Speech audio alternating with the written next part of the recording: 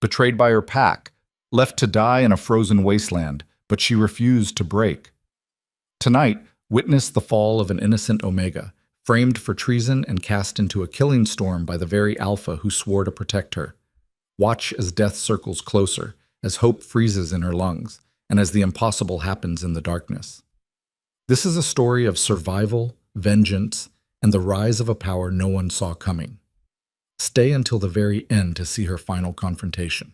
Hit that like button and comment what city you're watching from. The grand hall of the Blackstone Pack fell silent as the heavy oak doors slammed open, winter wind howling through the gap like the cry of a wounded animal. Every wolf in the chamber turned, their breaths misting in the sudden cold, eyes fixed on the slight figure being dragged between two massive enforcers. Arden Vale's knees scraped against the stone floor as they forced her forward, her wrists bound with silver-laced rope that burned her skin with each movement. She could feel hundreds of eyes on her, pack members she'd grown up with, wolves she'd served alongside, children she'd helped raise.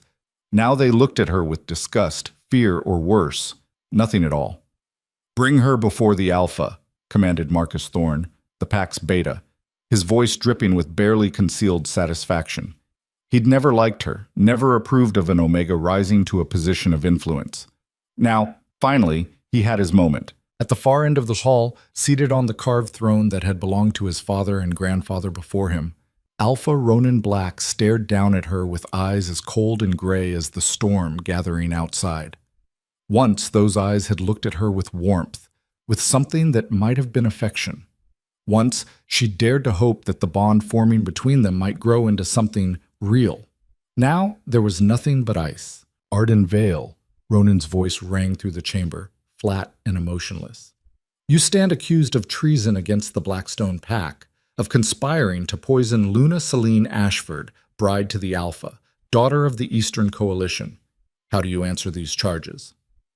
Arden forced herself to stand straight despite the weight of silver dragging at her wrists, despite the weakness flooding through her body from 3 days of confinement without food or water. She lifted her chin, meeting Ronin's gaze directly. "I am innocent, Alpha. I would never—" "Lies." The shriek came from the raised platform to Ronin's right, where Celine Ashford reclined on a cushioned chair, her perfect features twisted in theatrical anguish. "She tried to kill me. I saw her myself, pouring poison into my tea. She's jealous, obsessed with stealing what belongs to me." "That's not true," Arden's voice cracked, desperation bleeding through. "I brought you medicinal tea as I was ordered, the same herbs I prepared 100 times before. Whatever made you ill, it wasn't enough." Ronin's single word cut through her defense like a blade. He stood, and the room seemed to shrink around his presence. At 6.5 feet tall, broad-shouldered and battle-scarred, the Alpha of Blackstone was a figure of raw power. "We have witness testimony. We have the evidence of the poisoned cup. We have Luna Celine's own account. But no investigation." Arden couldn't stop the words from tumbling out, even as Marcus's hand clamped down on her shoulder in warning. "No one has asked me to explain. No one has tested the tea. You're condemning me without what? Without listening to more lies from an Omega who forgot her place?" Marcus's fingers dug into her collarbone, his wolf surfacing just enough to make his grip bruising. "You were shown mercy when the Alpha took pity on you, gave you responsibilities beyond your station. And this is how you repay that kindness?" "I served this pack faithfully for 23 years. Arden's voice dropped to barely above a whisper, but in the deadly quiet of the hall, everyone heard. "I tended your sick. I taught your children. I never asked for anything but to belong, to be useful. And now you throw it all away because she says so?" Her eyes found Celine's, and for just a moment she saw it.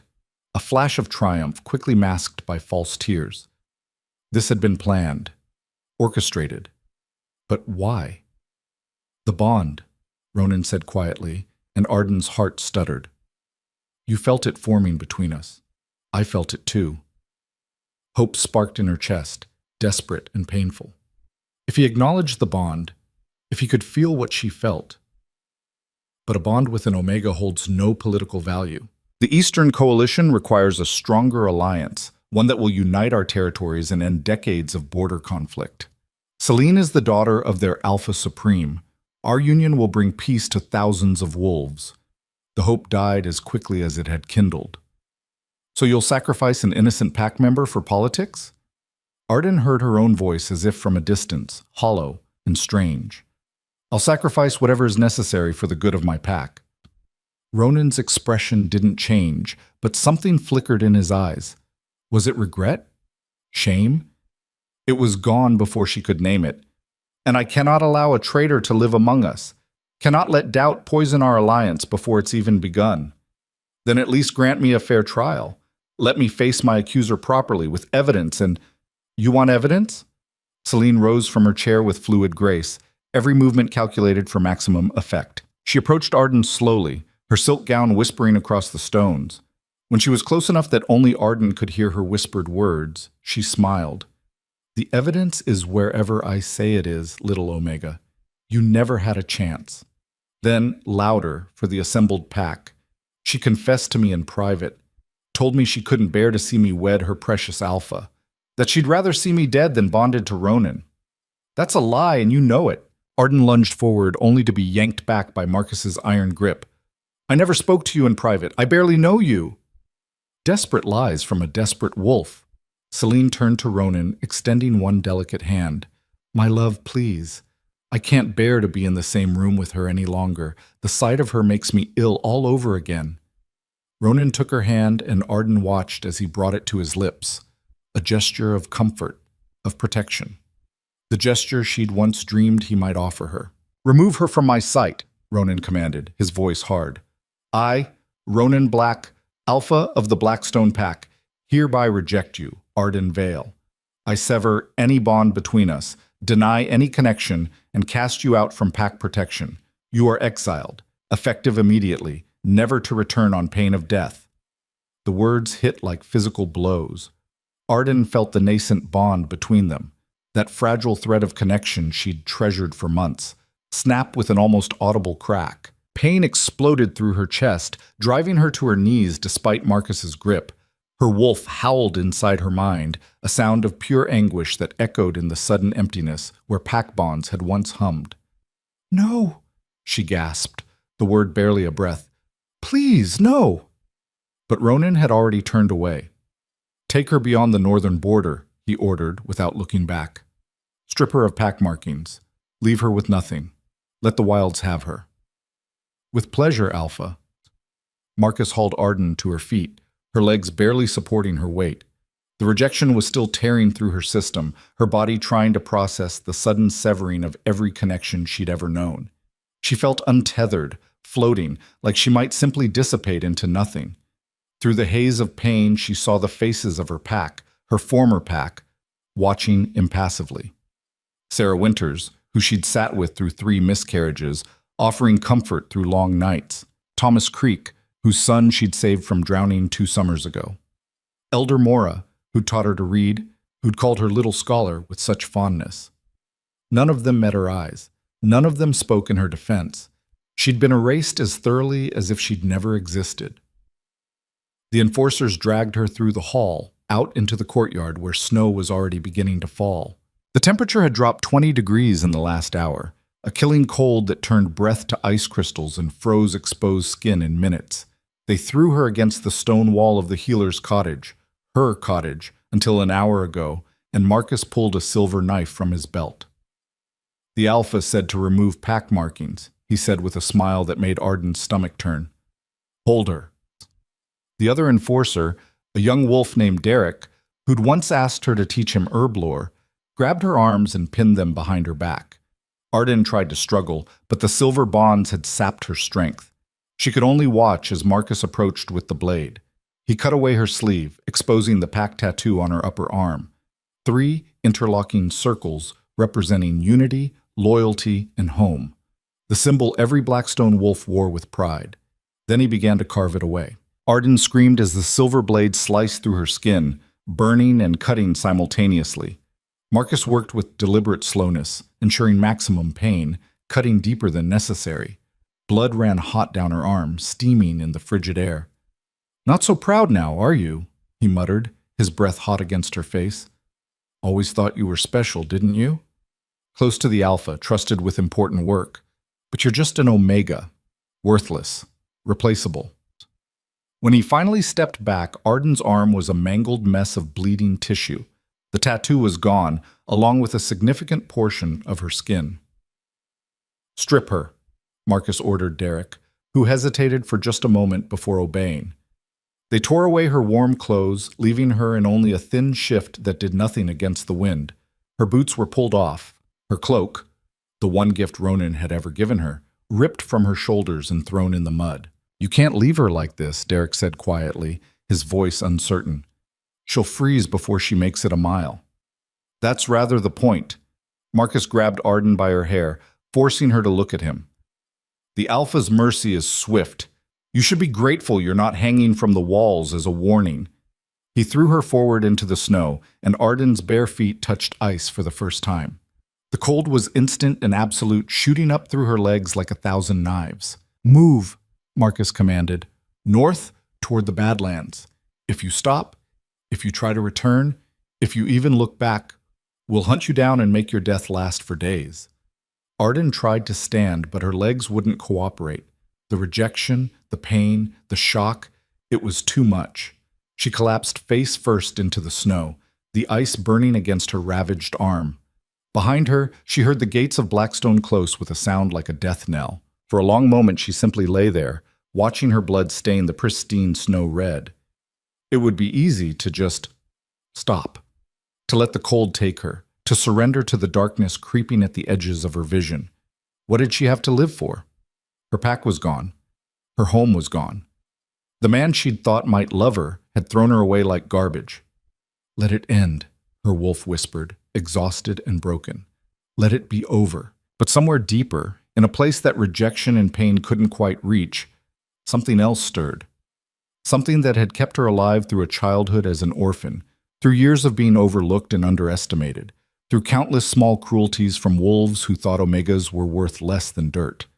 Spite, maybe. Or stubbornness. Or just the simple animal refusal to die. One more night, she thought, forcing her hands beneath her, pushing up through the snow. Survive one more night, then decide if tomorrow is worth seeing. Her fingers were already going numb, but she made them work.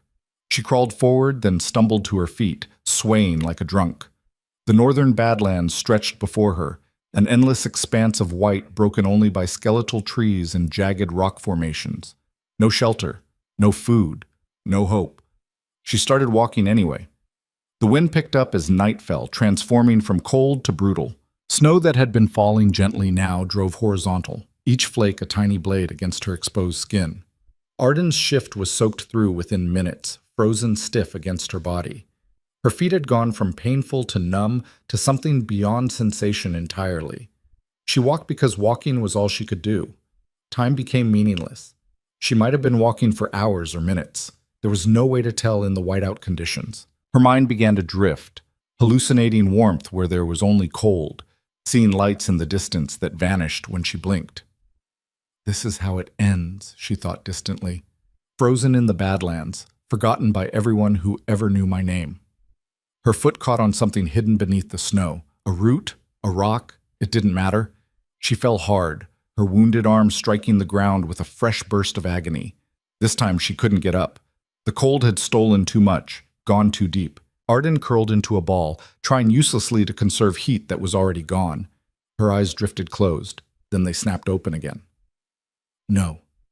The word echoed in her mind with sudden crystalline clarity. No. I refuse to die like this. I refuse to let them win. With trembling hands made clumsy by cold, Arden began to dig in the snow. There. The root she'd tripped over was part of a fallen tree, its trunk creating a small hollow beneath. Not much, but better than nothing. She crawled into the space, using her body to pack snow around the opening, creating a crude windbreak. Then she began to search her surroundings with desperate focus. Dead grass poking through the snow. She grabbed it by the handful, stuffing it against her body for insulation. Dry leaves caught in the hollow. She gathered them with shaking fingers. A broken branch still attached to the trunk. She worked it back and forth until it snapped free. Fire. She needed fire. Her shift had a single button, steel, not silver, thank the fates. She tore it free and used a rock to reshape it, creating a crude striker. The dead grass became tinder. The branch became kindling, and deep in the pocket of her shift, forgotten until now, she found a small piece of flint she'd picked up weeks ago while gathering herbs. Her hands were so numb she could barely feel the materials. Her vision kept blurring. Twice, 3 times. She dropped the flint and had to search blindly through the snow to find it again. But she refused to give up. Strike, strike, strike. On the 47th attempt, she counted each one, using the numbers to keep herself focused. A spark caught. It was so small she almost didn't see it, just a tiny ember glowing in the nest of dry grass. Arden bent close, breathing life into it with exhalations that made her lightheaded. The ember grew, caught, spread to the leaves, crept up the kindling. Flame. She almost sobbed at the sight of it, that small miracle of heat and light in the endless cold. She fed it carefully, adding larger sticks piece by piece, building a fire that was pathetically small but might, just might, keep her alive until morning. As feeling returned to her extremities, the pain was excruciating. Frostbite nipped at her toes and fingers. Her wounded arm throbbed with every heartbeat. But she was alive. For now, impossibly, she was alive. Arden huddled close to her tiny fire, feeding it constantly, watching the darkness beyond the hollow. The storm raged on, but her small shelter held. Her fire burned. She would survive this night, and tomorrow. Tomorrow she would figure out how to survive the next one. Hours passed in a haze of cold and pain. Arden drifted in and out of consciousness, jerking awake each time the fire began to die, adding more wood with mechanical determination. Her awareness had narrowed to 3 things. Keep the fire burning, stay conscious, don't let the cold take her. She didn't notice when the wind changed direction. She didn't notice when the snow stopped falling. She didn't notice the shapes moving in the darkness beyond her fire's small circle of light, but she noticed when they stepped into the glow. Wolves. Not the familiar shapes of pack members in their animal forms. These were different, larger, wilder.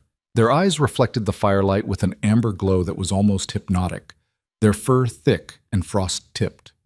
5 of them, no, 6, more emerging from the storm with silent, predatory grace. Arden's breath caught. This was it then. She'd survived the cold only to be torn apart by wild wolves. The irony would have been funny if she'd had the energy to laugh. The largest wolf, a massive male with a scar across one eye, approached first. His lips pulled back from teeth that looked designed for crushing bone. Arden grabbed a burning branch from her fire, holding it out with shaking hands. "Stay back," she whispered, her voice cracked and hoarse from screaming earlier. "I won't die easy." The wolf paused, its head tilting as if considering her words. Then, slowly, deliberately, it lay down. Right there, just outside the hollow, its body creating a windbreak between her and the storm. One by one, the other wolves did the same. They formed a living wall around her shelter, their combined body heat creating a pocket of warmth that her small fire alone could never have achieved. Arden stared at them in shock, the burning branch falling from her numb fingers. This wasn't normal behavior. Wild wolves didn't protect strange humans. They certainly didn't arrange themselves like a military unit guarding a position. "What are you?" she breathed. The scarred wolf's eyes met hers, and in them she saw something that made her heart stop. Intelligence, ancient and absolute. Then the wolf closed its eyes, its breathing deepening into sleep, and Arden was left wondering if she'd hallucinated the whole thing. But the warmth was real. The protection was real. And for the first time since her rejection, the hollow emptiness inside her felt just a little less vast. She fed her fire. She watched her unlikely guardians. And slowly, as exhaustion finally claimed her, Arden Vale closed her eyes and slept. When she woke, the world had changed. The storm had passed, leaving behind a landscape of pristine white under a sky so blue it hurt to look at. The sun was high, midday, maybe later. She'd slept for hours, and the wolves were gone. Arden sat up slowly, her body protesting every movement. Her arm was swollen, the carved flesh angry and infected. Her feet were worse, black in places, white in others, the telltale signs of severe frostbite. She would likely lose toes, maybe more. But she was alive. Her fire had burned down to embers, but the hollow was still warm. More than that, There was a deer carcass lying at the entrance, freshly killed, steam still rising from the torn throat. The wolves had left her food. Arden crawled to it on hands and knees, too weak to stand.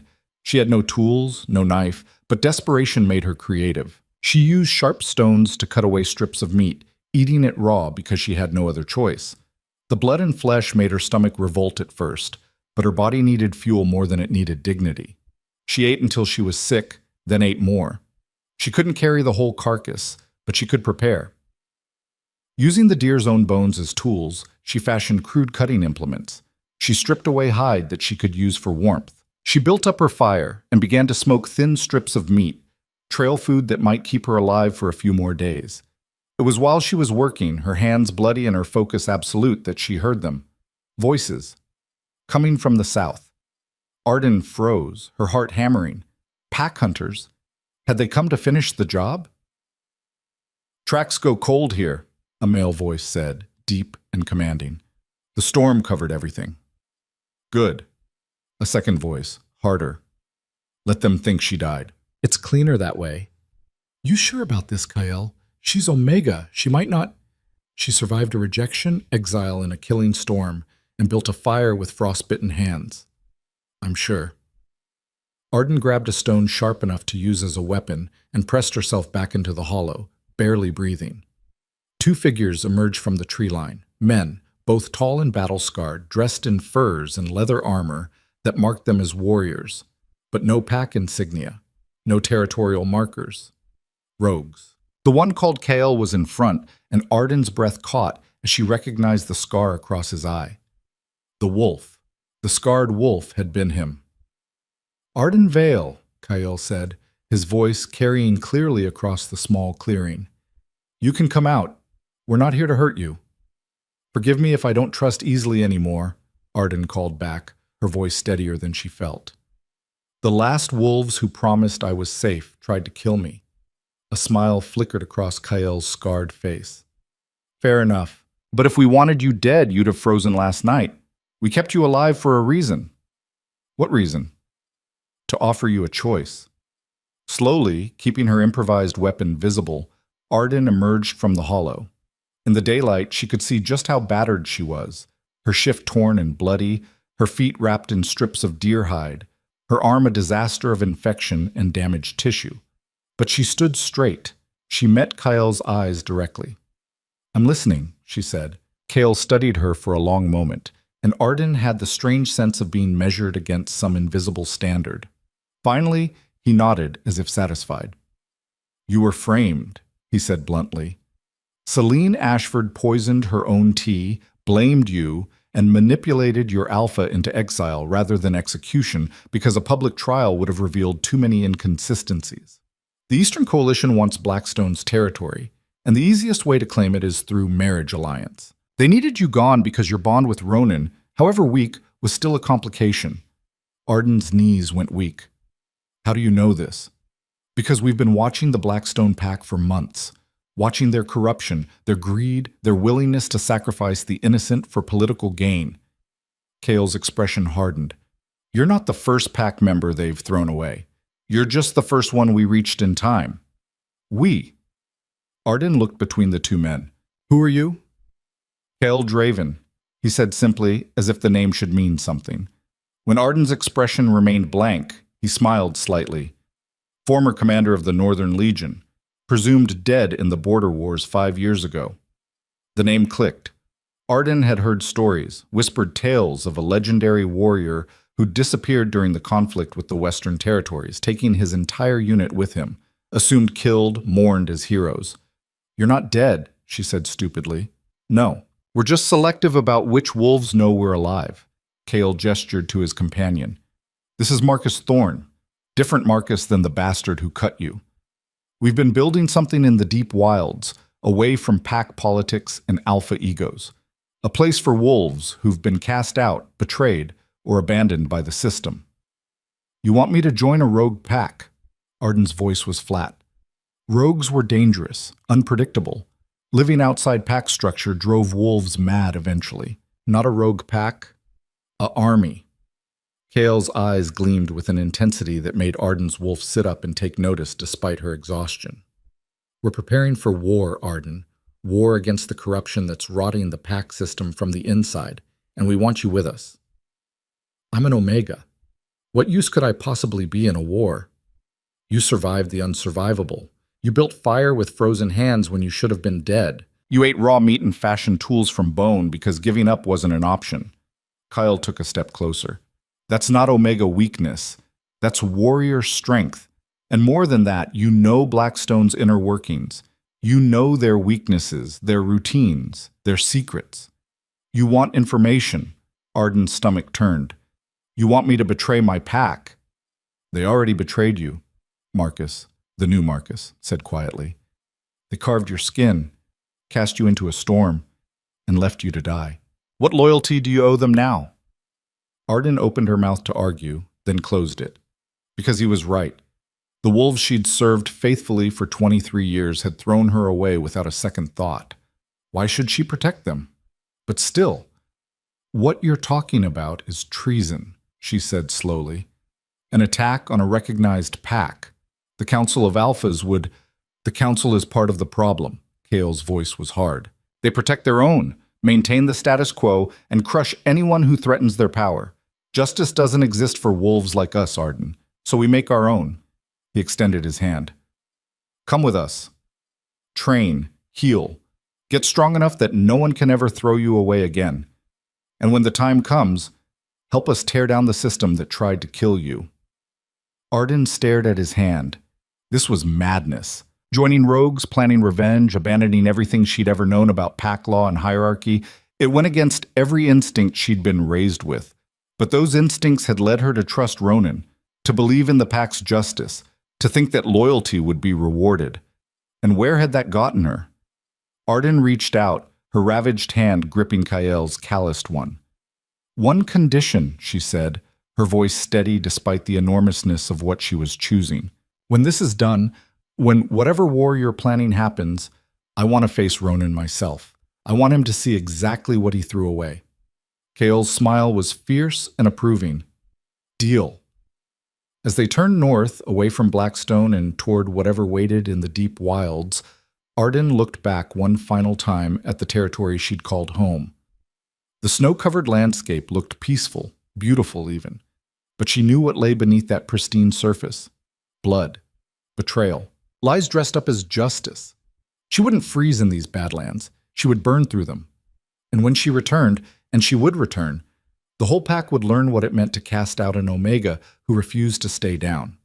The fire she'd built to survive the night was nothing compared to the one beginning to burn inside her now. The journey north took 3 days that felt like 3 lifetimes. Kael and Marcus moved through the wilderness with the efficiency of wolves who knew every stone and shadow, but they adjusted their pace for Arden's damaged feet. She hated needing the accommodation, hated the weakness it represented, but pride wouldn't carry her if her legs gave out. We could shift, Marcus suggested on the second day, watching her limp across a frozen stream. Carry you the rest of the way. No. Arden's voice was firm, despite the agony shooting up her calves with each step. I walk on my own, or I don't arrive at all. Kael glanced back at her, something like approval flickering across his scarred features. Stubborn. You have no idea. They traveled in silence after that, speaking only when necessary. Arden used the quiet to observe her new companions, cataloging details with the same careful attention she'd once given to herb identification. Kael moved like violence contained in flesh, every gesture precise, economical, lethal. Marcus was broader, slower, but his eyes never stopped scanning their surroundings. Both men carried weapons she didn't recognize, blades that seemed to drink in light rather than reflect it. On the third day, as the sun reached its zenith, they crested a ridge, and Arden saw it. The hollow.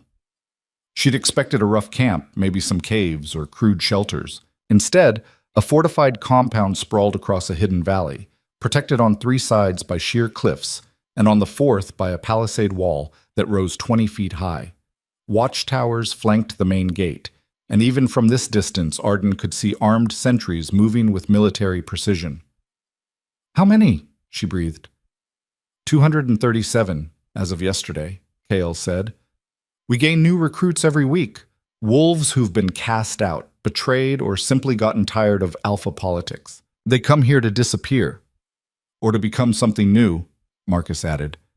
As they descended the ridge, a horn sounded from the watchtower. 3 short blasts that Arden assumed meant friendlies approaching. The gate swung open before they reached it, revealing a muscular woman with silver-streaked hair and eyes that could cut glass. "Commander?" She nodded to Kyle, then her gaze shifted to Arden. "This the Omega from Blackstone?" "Arden Vale," Kale confirmed. "Arden, this is Captain Vera Steele. She runs day-to-day operations." Vera's assessment was thorough and uncomfortable, taking in every detail of Arden's battered appearance. "She looks half dead." She survived a killing storm with frostbitten feet and no supplies. She built fire with bare hands and fashioned weapons from bone. Kale's voice held an edge of challenge. "She's tougher than she looks." "She'd have to be." Vera stepped aside, gesturing them through. "Healer's station first. Then Commander can explain why he dragged another broken Omega into our stronghold." The words stung, but Arden bit back her retort. Let them underestimate her. She'd survived worse than doubt. Inside the walls, the compound buzzed with activity that spoke of discipline and purpose. Warriors drilled in a training yard, their movements synchronized and brutal. Craftsmen worked at forges and workshops, producing weapons and armor. A group of younger wolves, teenagers maybe, practiced hand-to-hand combat under the watchful eye of an instructor who barked corrections like artillery fire. Everyone stopped to stare as they passed. Arden felt their eyes like physical weight, heard the whispers that followed in their wake. "Omega. Fresh exile. Won't last a week." She kept her head high, her stride as even as her damaged feet would allow. The healer's station occupied a large wooden building near the compound's center. Inside, the sharp scent of antiseptic and herbs made Arden's nose twitch with sense memory. This had been her world once, before it was stolen. An older man with kind eyes and scarred hands looked up from grinding something in a mortar. "Kyle, what damage have you brought me today?" "Severe frostbite, infected lacerations, possible hypothermia after effects, rejection shock, and malnutrition." Kyle rattled off the list like a combat report. "How long to get her functional?" "That depends on her." The healer, no introduction offered, gestured Arden toward an examination table. "Sit. Let me see the feet." Arden unwrapped the deer hide strips she'd been using as bandages, revealing the full extent of the damage. 3 toes on her left foot were black, the tissue clearly dead.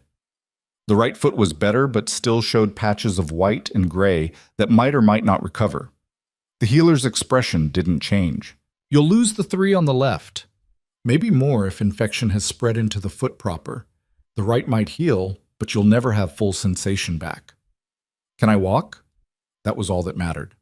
Eventually, with significant pain and probably a permanent limp, he met her eyes directly. "Most wolves in your position would accept amputation below the ankle and fit a prosthetic. Cleaner, faster healing, better long-term function."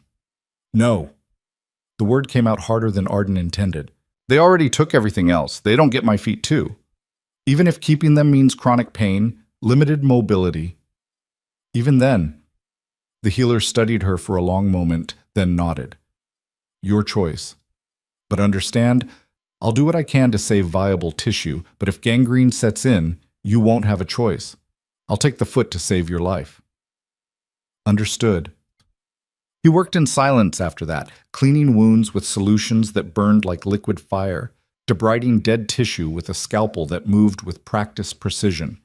Arden gritted her teeth and didn't make a sound, even when he began removing the 3 blackened toes with quick, efficient cuts.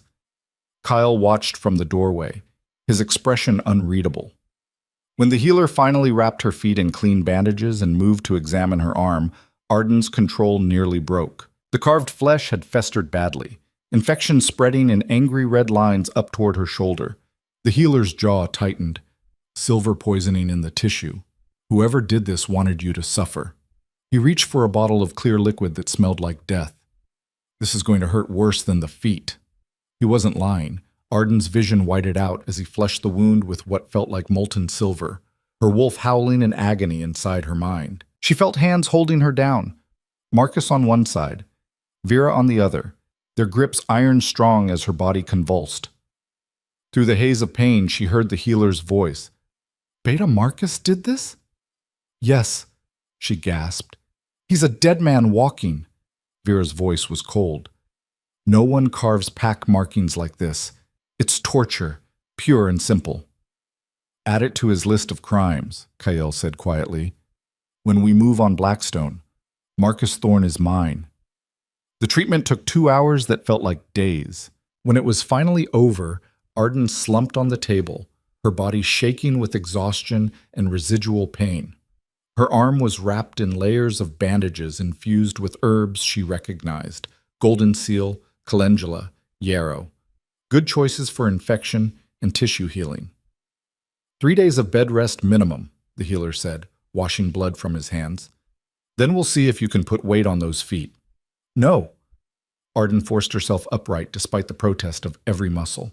I didn't survive exile to waste 3 days lying down. What do I need to do to be useful here? The room went quiet. Vera's eyes narrowed. You can barely stand. I can sit. I can use my hands. I know herbs and healing.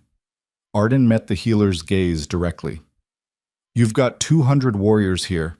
How many healers? 3, counting myself. So you're understaffed, overworked, and dealing with constant injuries from training and patrol duty. Arden gestured at the cluttered workspace, the backed-up orders visible in stacked requisition forms. I can help. Even sitting down. Even one-handed.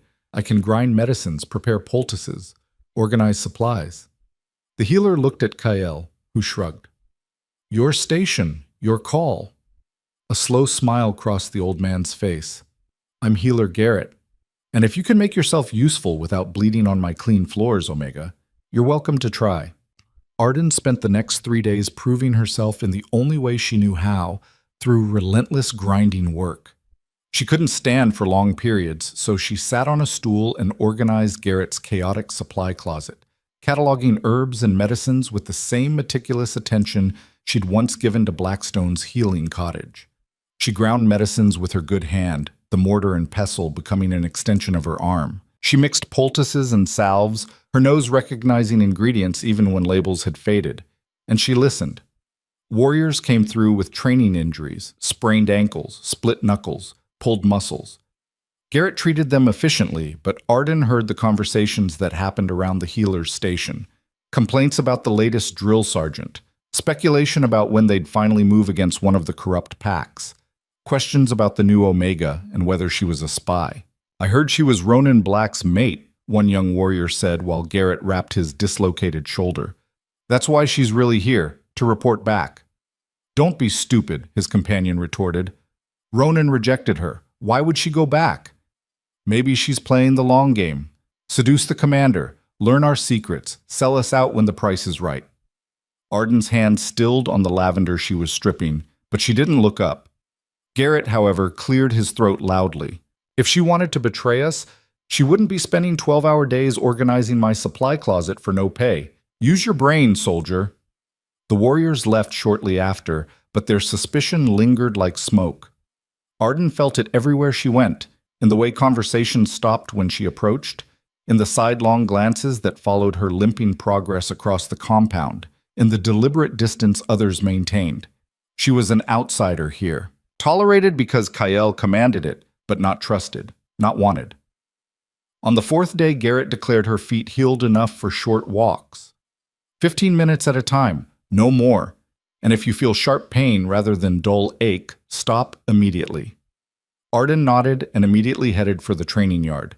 She'd been watching it from the healer's station windows, observing the drills with the same focus she'd once given to studying herb properties. The warriors here fought differently than Blackstone wolves, more aggressive, more creative, willing to use tactics that pack wolves would consider dishonorable.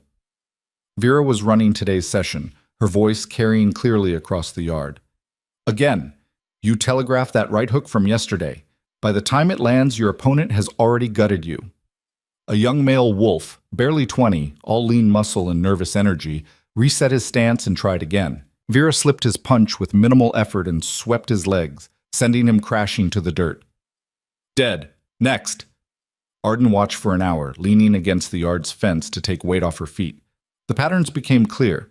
Vera was teaching counterintuitive responses to standard pack fighting techniques. Instead of meeting strength with strength, these warriors learned to redirect, to use an opponent's momentum against them, to exploit the predictable nature of traditional combat. "You disapprove!"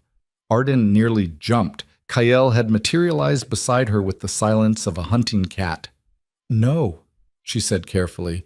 "I'm just trying to understand.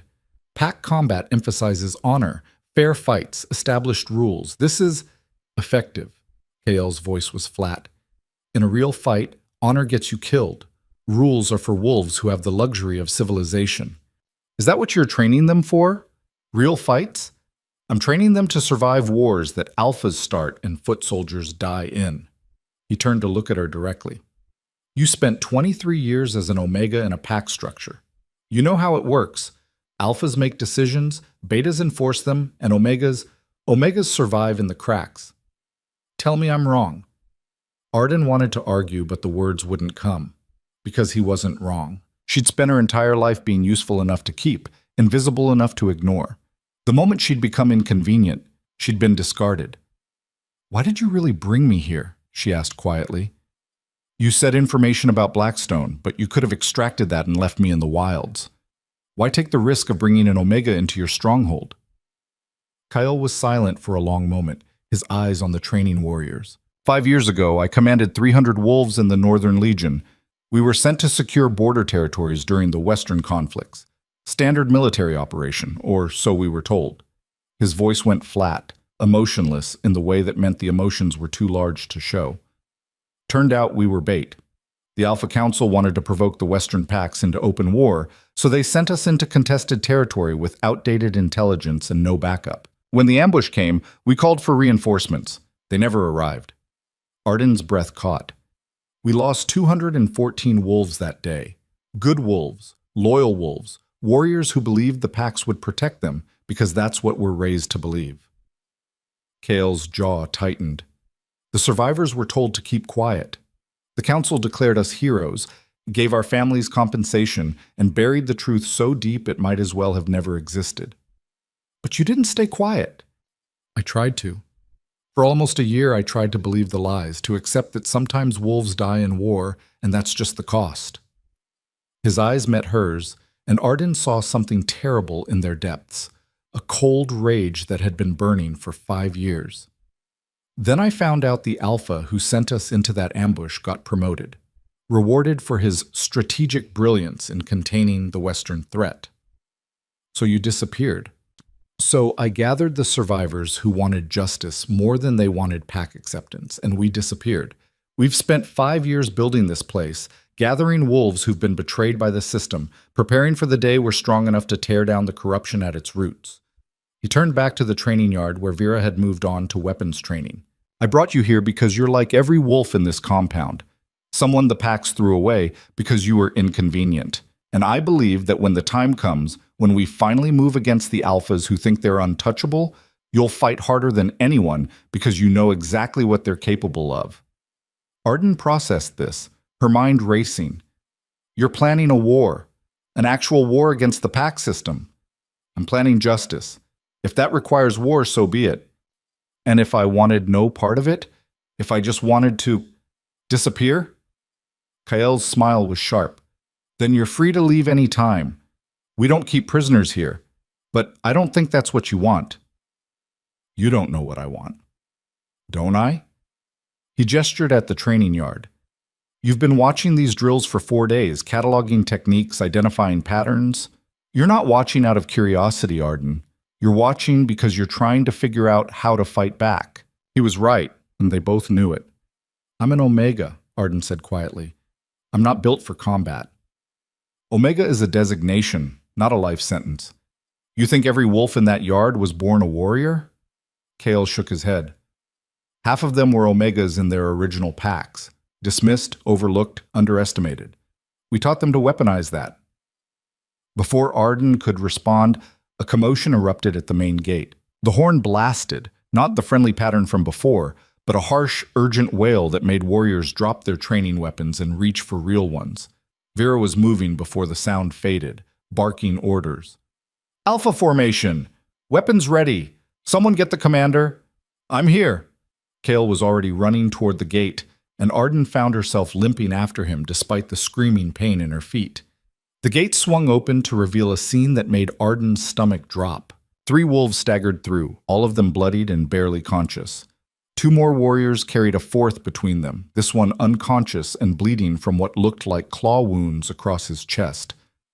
Report, Kyle commanded, catching the lead wolf before he collapsed. Ambush. 3 miles south. The wolf's words came in gasps. 6 Blackstone hunters. They were specifically looking for us, knew exactly where to wait. Arden's blood went cold. That's impossible. Your patrols rotate routes, and she stopped as every eye in the compound turned to her. And how exactly would you know our patrol patterns, Omega? Vera's voice was dangerous. You've been here 4 days. You've spent most of that time in the healer station or watching training, so how do you know anything about our security protocols? I don't. I just assumed. You assumed based on what? Information you gathered? Messages you sent? Vera's hand dropped to her blade. Maybe our new recruit isn't as broken as she pretended. Maybe Blackstone sent her here for exactly this reason. That's insane! Arden backed up, her damaged feet sending jolts of agony up her legs. I was exiled, rejected. They tried to kill me. Or they let you think that. Vera was advancing now, and other warriors were closing in, forming a circle. Good way to gain sympathy, isn't it? Play the victim, get brought into our stronghold, map our defenses, and lead your real pack right to our door. Kale, tell them... But Kale's face was unreadable, his eyes assessing. How did Blackstone know where to find our patrol? The question hung in the air like a blade. I don't know, Arden said desperately. I swear I don't know. I haven't sent messages, haven't communicated with anyone. I've been with Garrett the whole time. Garrett? Vera's laugh was ugly. The healer who has access to supplies, to visiting wounded, to information about who's out on patrol? Perfect position for a spy, actually. Check me, Arden pleaded, turning to Kyle. Search my things, monitor my movements, do whatever you need to do. I'm not a spy. I would never... Intentions don't matter if the result is the same. Kale's voice was cold, Commander flat. 4 of my wolves are wounded and Blackstone hunters found a patrol route that was supposed to be secure. Either you're a spy or you brought attention we can't afford.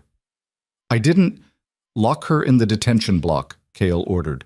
No visitors, no communication. Marcus, I want every message intercepted, every conversation she's had reviewed. If there's a leak, I want it found. 2 warriors grabbed Arden's arms, and she didn't resist. What would be the point? They'd already decided she was guilty. As they dragged her across the compound, she caught glimpses of faces. Some satisfied, some uncertain, none sympathetic. The healer's station door was closed, Garrett nowhere in sight. Even the wounded she'd treated looked away. The detention block was a stone building at the compound's edge, cold and dark, and smelling of damp. They threw her into a cell barely large enough to lie down in, and the door slammed with a finality that echoed in her bones. Arden sank to the floor, her feet screaming, her arm throbbing, her heart hammering against her ribs. She'd escaped one betrayal only to walk straight into another. Hours passed, maybe days. There was no window in the cell, no way to track time except by the guards' shift changes. They brought food and water irregularly, shoving it through a slot in the door without speaking. No one came to interrogate her. No one came to explain. She was simply forgotten. Arden's mind raced through possibilities. How had Blackstone found the patrol? It couldn't have been her. She genuinely had no way to communicate. But the timing was too perfect to be coincidence. Someone had talked. Someone had given information. But who would benefit from making her look like a spy? The answer hit her with sickening clarity. Anyone who wanted to undermine Kyle's leadership.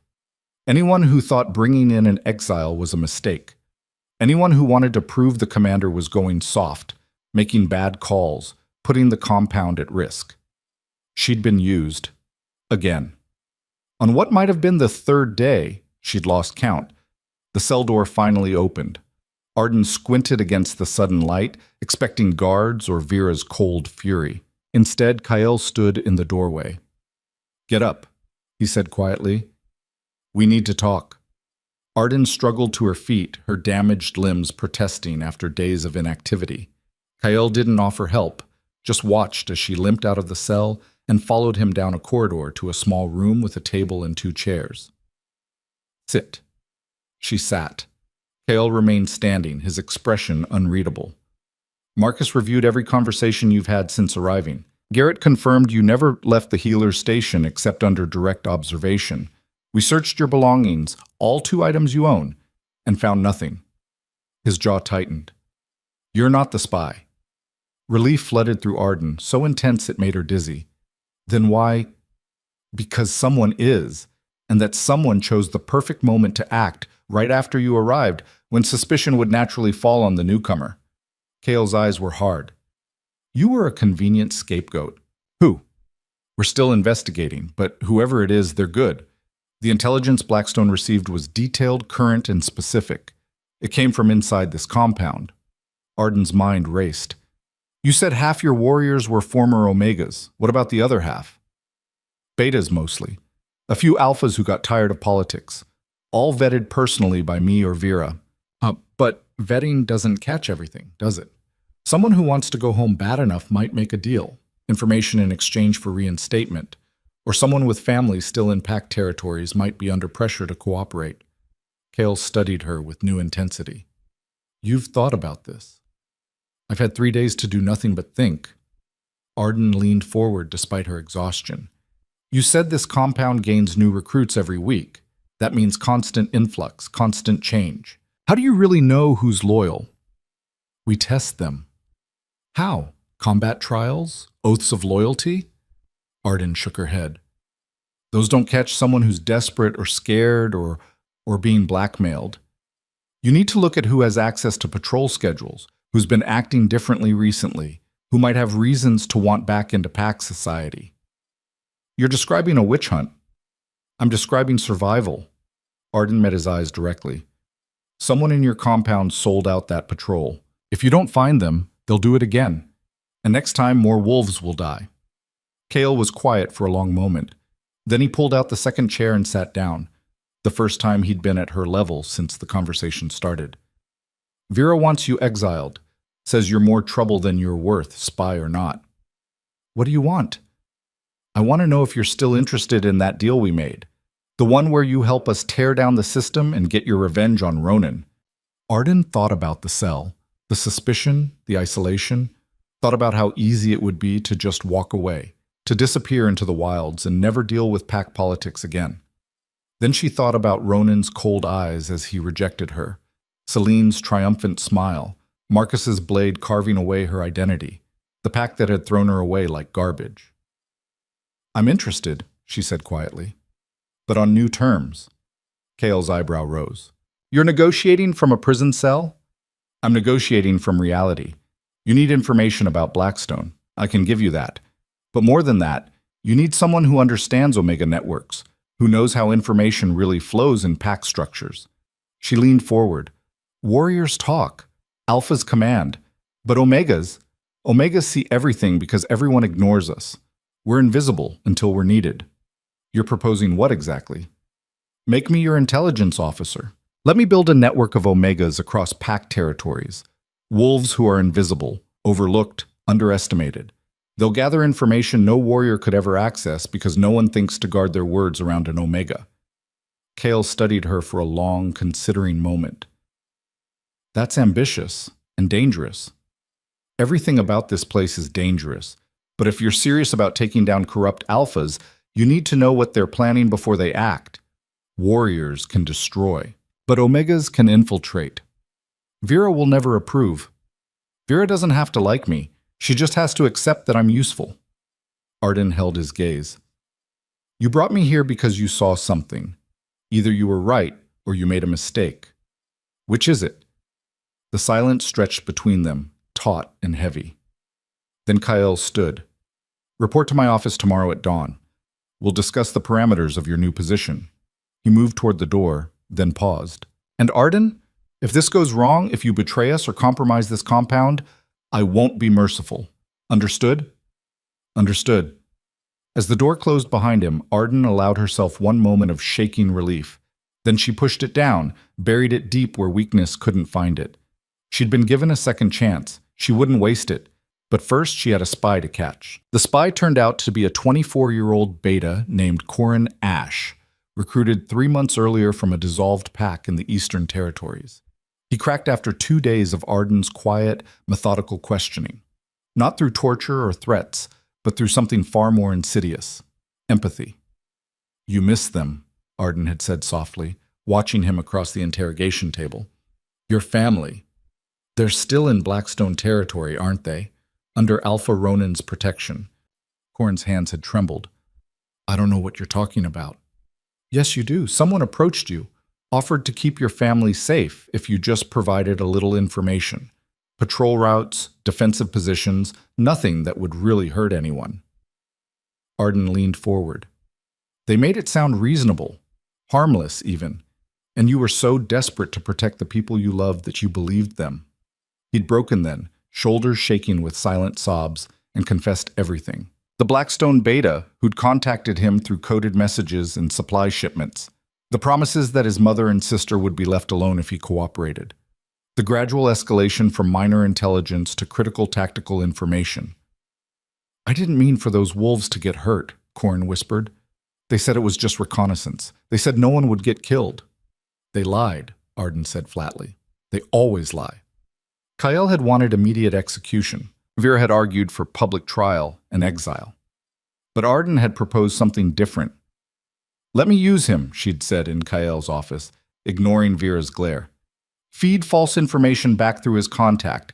Make Blackstone think they still have eyes inside our compound." "That's insane," Vera snapped. "He's proven he can't be trusted." "Exactly. Which means Blackstone won't suspect we've flipped him. We control what intelligence they receive, and we learn about their operations in the process." Arden met Kyle's eyes. "It's called a double agent, and if we play it right, we can use Blackstone's own spy network against them." Kyle had studied her for a long moment, then nodded. "Do it. But Vera supervises every communication. One hint of betrayal, and Corin dies. Understood?" "Understood."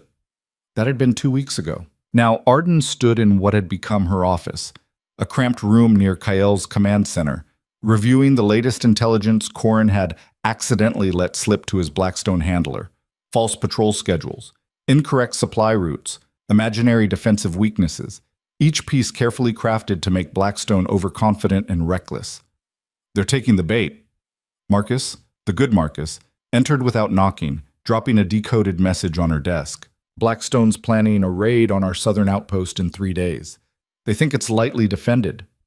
But it's not." Arden traced the message with one finger. "How many warriors do we have in position?" 40, hidden in the caves above the outpost. "When Blackstone attacks, we'll have high ground and superior numbers." Marcus grinned. "It'll be a massacre." "No." The word came out sharper than Arden intended. "No massacre." Marcus's smile faded. "They tried to kill you. They're coming to destroy us. What exactly do you suggest? We ask them nicely to leave?" "I suggest we capture as many as possible. Dead wolves can't give information. But prisoners?" Arden stood, her feet still aching but functional after weeks of healing. "Prisoners can tell us everything about Blackstone's defensive plans, troop movements, and most importantly, they can tell us about the Eastern Coalition's involvement. You want to interrogate Blackstone warriors." Miss Marcus's voice was skeptical. "They'll die before they betray their pack." "Maybe, but I wasn't thinking about interrogating warriors." Arden pulled out a map of the Blackstone territory, marked with her own careful notations. "Every raid needs support staff. Someone has to prepare supplies, coordinate communication, arrange transportation. Those positions are almost always filled by Omegas." "So?" "So Omegas don't have the same loyalty warriors do. We're expendable, remember? If things go wrong, we're the first ones blamed." Arden's smile was cold.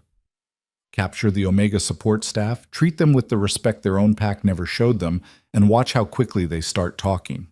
Marcus stared at her. "That's actually brilliant." "That's survival." Arden rolled up the map. "I need to speak with Kyle. We're changing the tactical approach for the southern outpost ambush." She found the commander in the training yard, working through sword forms with a focus that spoke of barely contained violence. Sweat gleamed on his scarred arms despite the winter cold, and his blade moved with the precision of decades of practice. "We need to talk," Arden called. Kyle finished his sequence before turning to face her. "About?" "The ambush. I want to modify the objective from elimination to capture. We've been over this. Dead enemies can't reveal our position. But they also can't give us intelligence about what's really happening in Blackstone, about why the Eastern Coalition is so desperate to secure that territory through marriage alliance." Arden stepped closer, lowering her voice. "You said Celine is the daughter of the Alpha Supreme. That's not just any marriage.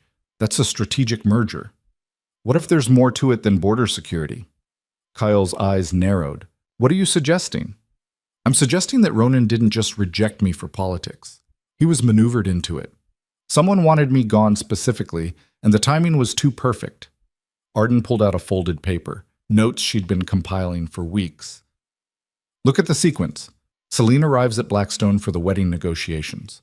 Within 3 days, I'm accused of poisoning her. Within a week, I'm exiled and Ronan's bound by honor to complete the marriage alliance or risk war with the Eastern Coalition. You think it was planned from the start? I think someone needed Ronan desperate enough to accept terms he'd normally refuse. And removing his emerging bond with an Omega, removing any emotional anchor that might make him hesitate, was part of the strategy." Arden's hands clenched. "I want to know who planned it, and why." Kale studied the notes, his expression unreadable. "Even if you're right, how does capturing a few raiders help?"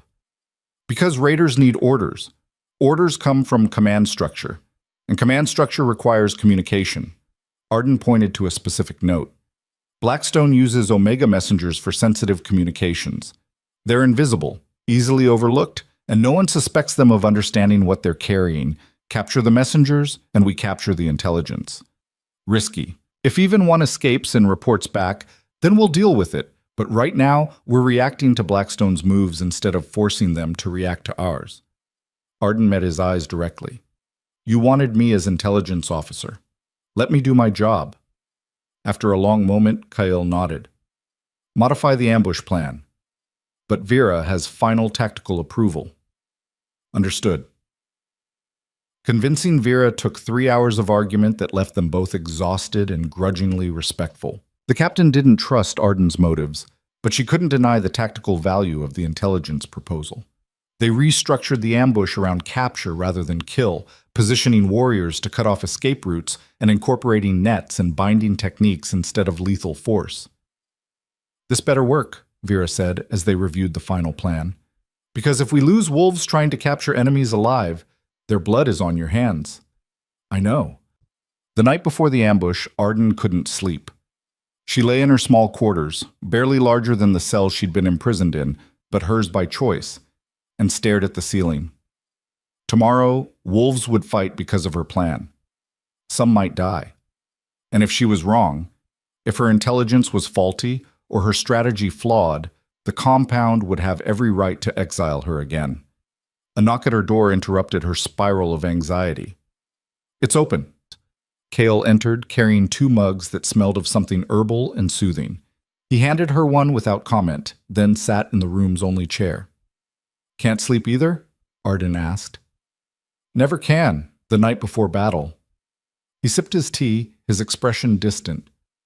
"I keep thinking about the wolves I'll lose, wondering if the objective is worth the cost." "Is it?" "Ask me tomorrow." He looked at her directly. "You've changed since you arrived. Harder, more calculated. Is that a problem?" "No, just an observation." Kale set down his mug. "When I found you in that storm, you were barely alive. Broken. Now you're planning military intelligence operations and restructuring our tactical approach. It's impressive. It's survival." Arden wrapped her hands around her mug, savoring the warmth. "You either adapt or you die. I'm tired of almost dying." "Good, because tomorrow might test that resolve." Kale stood to leave, then paused at the door. "Arden, whatever happens, you've earned your place here. Don't let anyone tell you otherwise." After he left, Arden finally slept. And in her dreams, she saw Ronan's face as she'd last seen it, cold, dismissive, empty of any feeling. She woke before dawn with her heart racing and her wolf snarling for blood.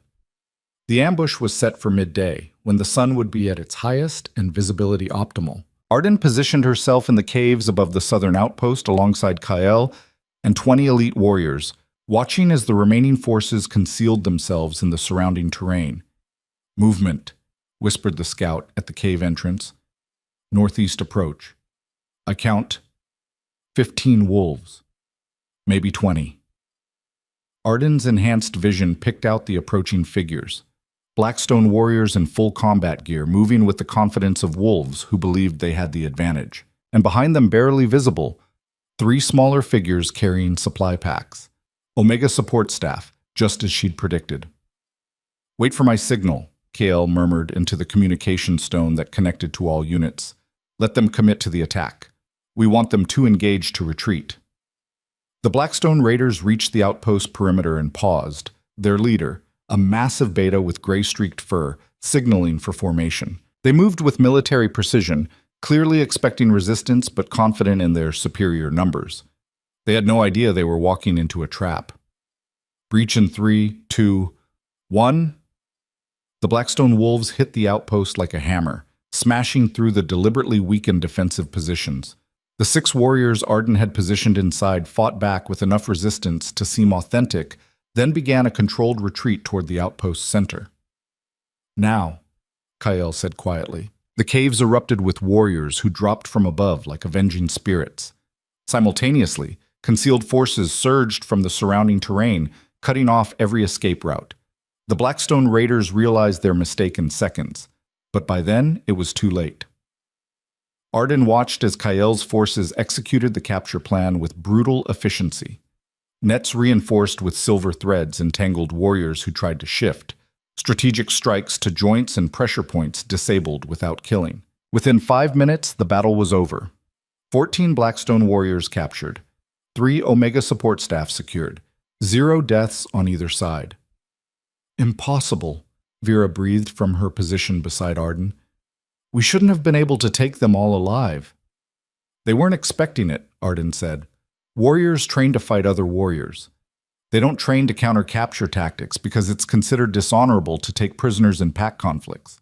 You manipulated their own code against them." "Yes." Vera looked at her with new eyes.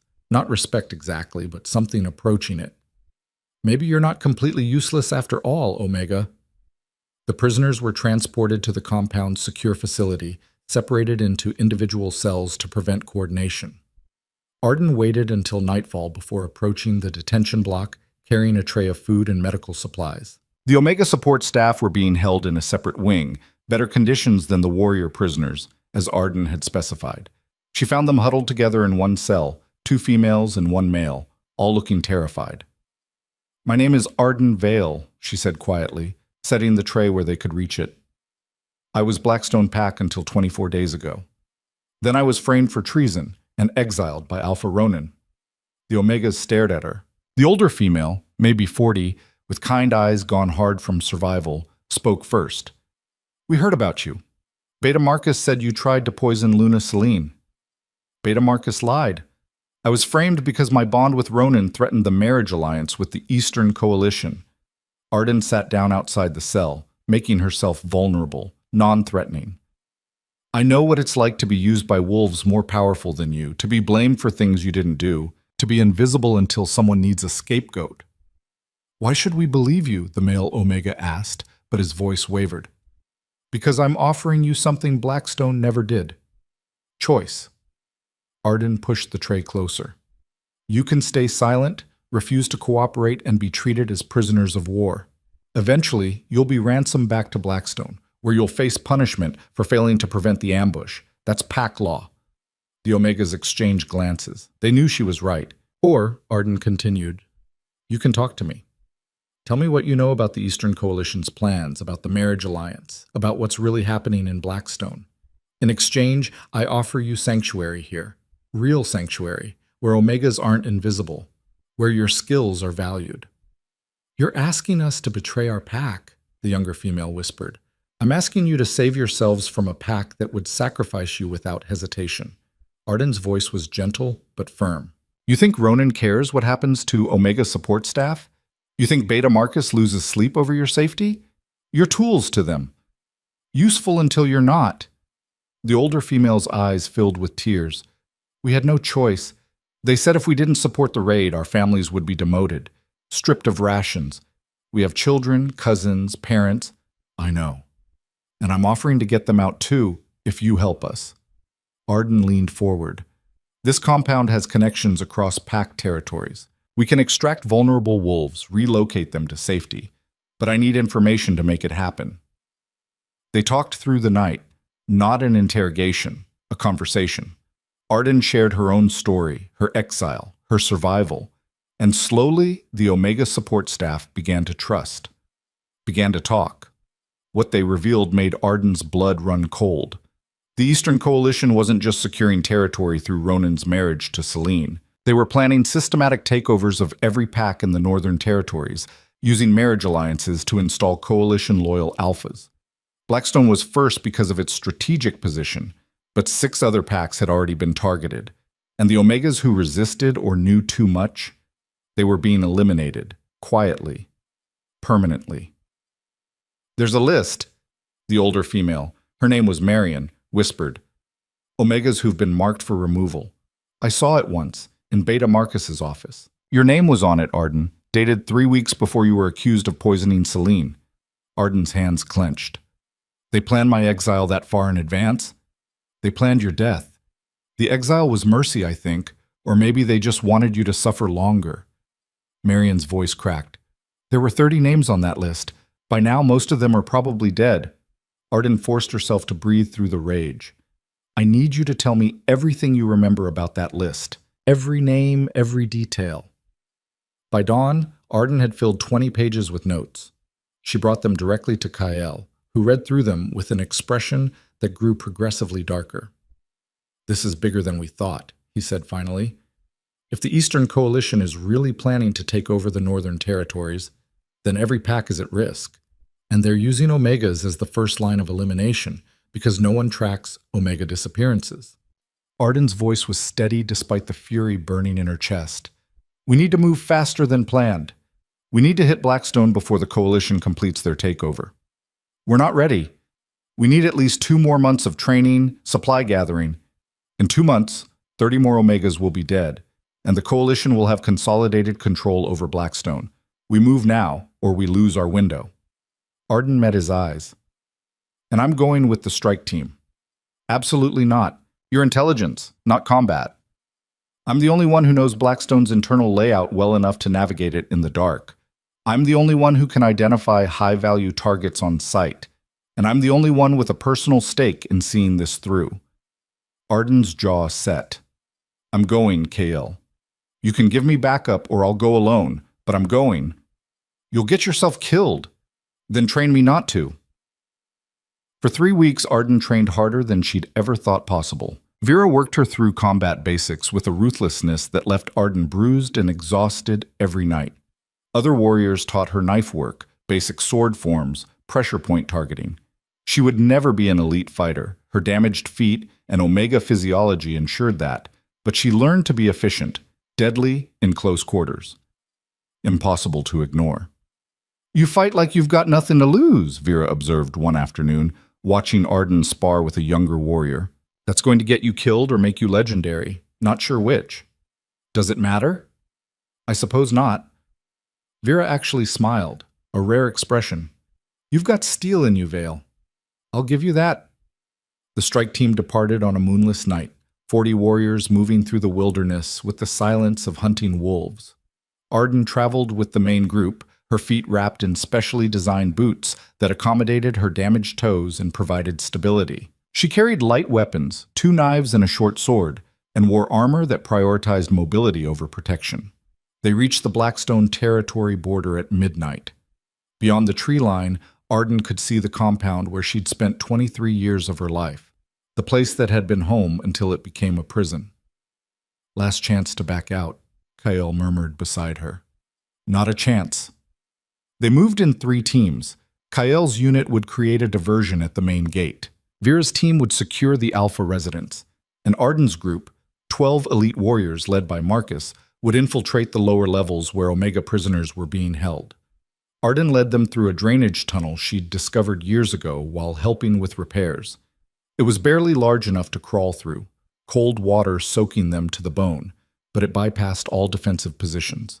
They emerged in the basement level of the healing station, her former workplace. "This way," Arden whispered, moving through darkened corridors with the confidence of intimate knowledge.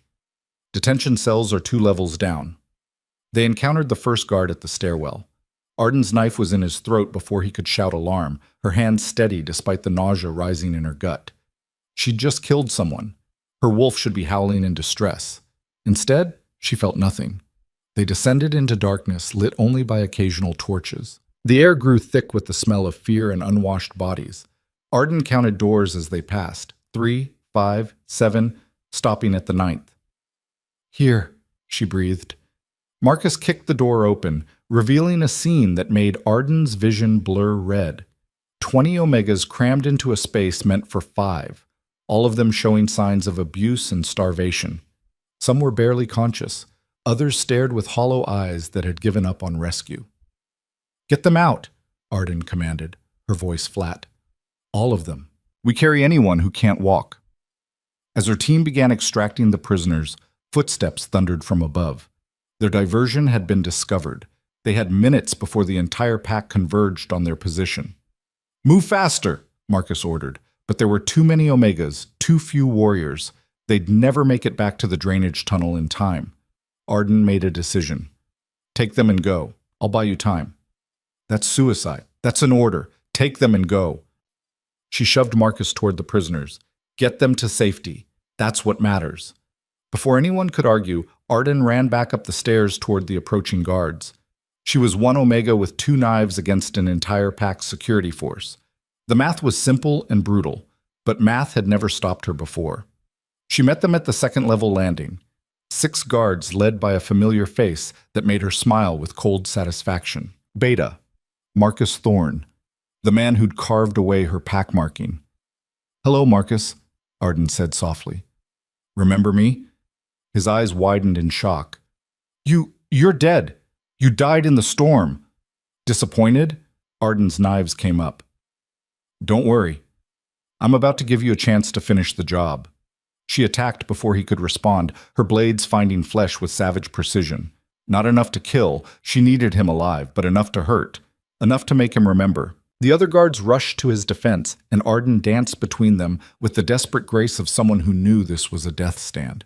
She took wounds, a slash across her ribs, a blade through her shoulder, but she gave worse than she got. "You should have died," Marcus gasped, clutching his bleeding side. "You're just an Omega. You're nothing." "I'm the Omega who survived everything you threw at her." Arden's kick shattered his kneecap, dropping him screaming. "I'm the Omega who came back." More guards poured into the corridor. Too many to fight. Arden backed toward the stairs, preparing for her last stand. Then a voice roared from behind her. "Get down!" Arden dropped flat as Kael and 20 warriors exploded into the corridor, their assault overwhelming the Blackstone guards in seconds. Vera was right behind them, her expression furious. "You idiotic, suicidal, reckless!" Vera grabbed Arden's arm and hauled her to her feet. "We said backup, not sacrifice. The Omegas? Safe. Marcus got them out through the drainage tunnel. They're halfway to the rendezvous point." Vera's grip tightened. "Now let's get you out before you bleed to death from being heroic." They fought their way back toward the exit, Blackstone warriors converging from every direction. The compound had fully mobilized and their escape route was compromised. They were trapped. "Fall back to the healing station," Kael ordered. "We hold there until—" A howl split the night, primal, commanding, unmistakable. Alpha authority that made every wolf freeze instinctively. Ronin Black stood at the end of the corridor, surrounded by his elite guard. His eyes found Arden's across the distance, and she saw his shock, his confusion, his rage. "Arden?" His voice was barely a whisper. "You're alive?" She met his gaze without flinching. "Disappointed?" For a moment, everything hung suspended. Then Ronin's expression hardened into something cold and terrible. "Kill them all," he commanded. "No survivors." The corridor exploded into violence. Kael's warriors formed a defensive wedge around Arden as Ronan's elite guard surged forward. Steel rang against steel in the narrow corridor, the confined space turning the battle into a brutal close-quarters grind where technique mattered less than sheer viciousness. "Through the healing station!" Kael roared, his blade taking down two guards in a single fluid motion. "Now!" They crashed through the door Arden had indicated, tumbling into the familiar space where she'd spent years grinding herbs and treating wounded. The room was exactly as she remembered, supplies organized with meticulous care, patient beds lined against one wall, the faint smell of antiseptic and dried flowers. "Barricade the door," Vera commanded, and warriors immediately began shoving furniture against the entrance. It wouldn't hold long, but it might buy them minutes. Arden's mind raced as she clutched her bleeding shoulder. They were trapped in a dead-end room, with Ronan's entire pack converging on their position. The drainage tunnel was their only escape route, but it was 3 levels down and their path was blocked. Unless... "The supply chute," Arden gasped, grabbing Kael's arm. "The healing station has a supply chute that connects to the lower storage levels. It's how we moved heavy deliveries without carrying them downstairs." "How big?" "Big enough for a person, barely." She moved to the back wall, shoving aside a cabinet to reveal a metal grate. It drops straight down 3 levels. There's a canvas catch system at the bottom to prevent damage to supplies. "That's a 30-foot drop onto canvas that might not hold our weight," Marcus said flatly. "Better than fighting through 200 Blackstone warriors." Arden yanked the grate open, revealing a dark shaft that plunged into blackness. "I'll go first. If I survive, follow." "Like hell," Kael snarled, but Arden was already climbing into the chute. She dropped into darkness, her stomach lurching as gravity seized her. The fall lasted 3 seconds that felt like eternity. Then she hit canvas with a force that drove the air from her lungs. The material held, sagging deeply, but not tearing. "Clear!" she shouted up the shaft, rolling off the canvas as the first warrior dropped after her. One by one, Kael's strike team plummeted down the chute, each landing with controlled falls that spoke of training. Above them, the barricaded door exploded inward with a crash that echoed down the shaft. "Move!" Vera was the last one down, dropping with her weapons already drawn. "They'll figure out where we went in seconds." Arden led them through storage corridors she'd walked 1,000 times, her feet moving on autopilot despite the pain. Left at the medicine storage, right at the preserved foods, straight through the corridor that smelled perpetually of dried meat and leather. They were 10 feet from the drainage tunnel entrance when Ronan's voice stopped them cold. "Arden Vale." He stood alone at the corridor's far end, backlit by torchlight that turned him into a silhouette of controlled power. His elite guard were nowhere visible, which meant either he'd ordered them to stand down or this was a trap. Probably both. "Keep moving," Arden told Kael quietly. "Get everyone to the tunnel. I'll handle this." "You can't face an alpha alone. He won't kill me." Arden's voice was certain. "Not until he understands what happened. Go." Kael hesitated, then nodded. The strike team disappeared into the drainage tunnel, leaving Arden alone with the man who'd destroyed her life. Ronan stepped forward, and for the first time Arden could see his face clearly. He looked older than she remembered, harder, with new lines around his eyes, and a tightness to his jaw that spoke of constant stress. His scent reached her, and her wolf stirred with confused recognition before Arden ruthlessly suppressed it. "I watched you walk into that storm," Ronan said, his voice rough. "I felt the bond die. How are you alive?" "Spite, mostly." Arden kept her knives visible, but not threatening. "Turns out, I'm harder to kill than you thought." "I never wanted—" He stopped, jaw clenching. "You were accused of treason. The evidence was overwhelming." "The evidence was fabricated. By Celine, by Beta Marcus, by whoever decided I was inconvenient to the Eastern Coalition's plans." Arden took a step closer. "You never investigated, never questioned. You just believed what you were told because it was easier than fighting for me. I had a responsibility to my pack. You had a responsibility to your mate." The words exploded out of her, all the rage and pain she'd been carrying for weeks finally finding voice. "The bond was forming, Ronan. You felt it as clearly as I did. and you threw it away because some alpha told you it was politically expedient. You don't understand the pressure I was under. The Eastern Coalition threatened war if I didn't accept the alliance. Thousands of wolves would have died, so you sacrificed one Omega to save the many. How noble. Arden's laugh was bitter. Did it work? Are you happy with your political marriage? Does Celine warm your bed as thoroughly as she warmed your pack's coffers? Ronan's hands clenched into fists. Don't. Why not? You made your choice. You chose power over truth, politics over justice, convenience over... Her voice cracked despite her best efforts. You chose everything over me. Because I'm an alpha! Ronan's composure shattered, his voice rising to a roar. Because I have 800 wolves depending on my decisions. Because sometimes being a leader means sacrificing what you want for what's necessary. Then you're a coward. Arden's voice dropped to a whisper. Because a real alpha would have fought for the truth before condemning an innocent pack member. A real alpha would have investigated rather than accepting convenient lies. A real alpha would have protected his emerging mate instead of throwing her to the wolves, literally, to save his political position. Ronan stared at her, something breaking in his expression. I thought you were dead. When the bond died, when the scouts found no trace of you past the northern ridge, I thought I'd killed you. You did. The Omega who trusted you, who believed in pack justice, who thought loyalty would be rewarded, she died in that storm. Arden's eyes were hard. What came back is something different. What are you now? Someone who fights back. Movement exploded from the shadows as Ronan's elite guard rushed the corridor from both directions, the trap springing exactly as Arden had expected. She dove sideways into a supply room, Ronan's hand missing her arm by inches. Take her alive, Ronan commanded, but Arden was already moving. She knew this level better than any warrior, knew every storage room and hidden passage. She led them on a chase through darkened corridors, always staying just ahead, bleeding from her shoulder wound but refusing to slow. At the drainage tunnel entrance, Kael waited with weapons drawn. You took your time. Had to have a conversation. Arden practically fell through the opening, and Kael pulled her into the water-filled tunnel as Ronan's guards rounded the corner. Seal it, Kael commanded, and warriors collapsed the tunnel entrance with controlled explosives that sent stone and debris cascading down.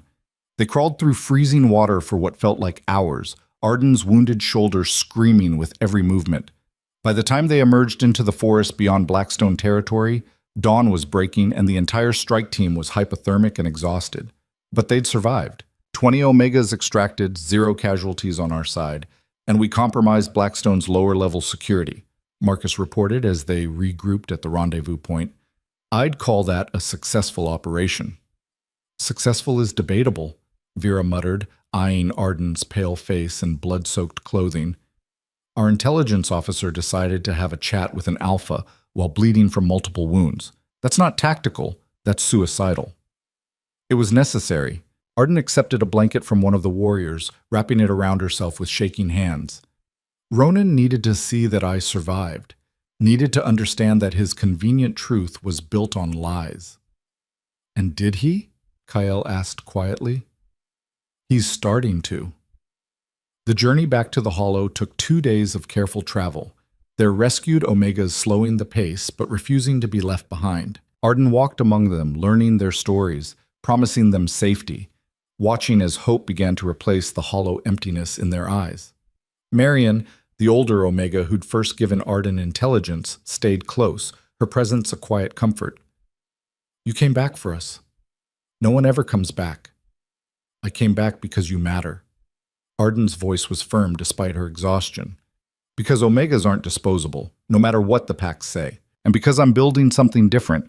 A place where being invisible isn't the same as being powerless. When they finally reached the Hollow's gates, a crowd had already gathered. Word of the successful raid had preceded them through runners, and warriors lined the walls to witness the return. Arden expected celebration. Instead, she found tension. A contingent of unfamiliar wolves waited in the compound's center, 15 warriors in formation around a female alpha whose presence radiated authority. She was middle-aged, battle-scarred, with eyes that missed nothing and a bearing that spoke of decades commanding respect. Commander Draven, the Alpha said, her voice carrying clearly. I am Alpha Catherine Frost of the Northern Ridge Pack. I've come to discuss your recent activities. Kale's expression went carefully neutral. Alpha Frost. An unexpected visit. Is it? You raid a major pack's territory, extract prisoners, compromise their security, and expect no one to notice? Catherine's smile was sharp. The Alpha Council is concerned, Commander. Concerned that rogue activity is escalating toward open war. The Hollow doesn't answer to the Council.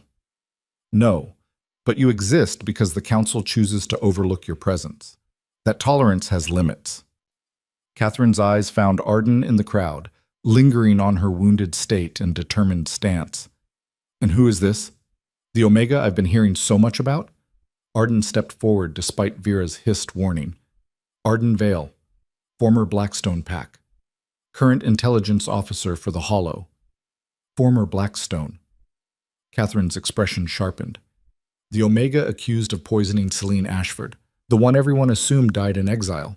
The one who was framed to facilitate an Eastern Coalition takeover, the one who survived to expose the truth. Arden met the Alpha's gaze directly, refusing to show submission, and the one who just rescued 20 Omegas from illegal detention and systematic elimination. Murmurs rippled through the watching crowd. Catherine raised one hand for silence. Strong claims. Can you prove them? Yes. Arden pulled out a folded paper, evidence she'd grabbed from Beta Marcus's office during the chaos. This is the elimination list I told Commander Draven about. 30 Omega names marked for removal. My name is third from the top, dated 3 weeks before my supposed crime. She handed it to Catherine, who studied it with growing darkness in her expression. These names, I recognize half of them. Omegas from various packs who disappeared over the last 6 months. Catherine looked up sharply. If this is genuine, it's genuine. And it's not the only evidence. Arden gestured to Marion and the other rescued Omegas. These witnesses can testify to the systematic abuse and planned elimination of Omegas who threatened Eastern Coalition interests. This isn't rogue activity, Alpha Frost. This is exposure of pack-sanctioned murder. The silence that followed was absolute. Catherine slowly folded the paper, her expression unreadable. You understand what you're claiming? That the Eastern Coalition, one of the most powerful alliance structures in the Northern Territories, is systematically eliminating Omegas as part of a territorial takeover strategy. Yes. And you have witnesses, documentation, and survived victims to support this? Yes. Then we have a serious problem. Catherine turned to Kyle. Commander, I need to speak with you and your intelligence officer privately. Now. They convened in Kyle's office, the small space suddenly feeling very crowded with 3 dominant personalities occupying it.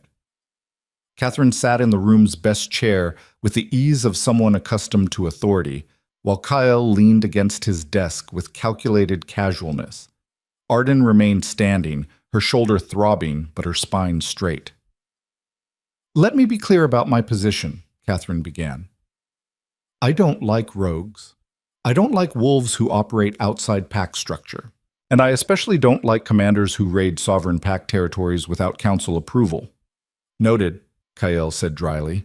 However, Catherine's voice sharpened. I like alpha corruption and omega elimination even less.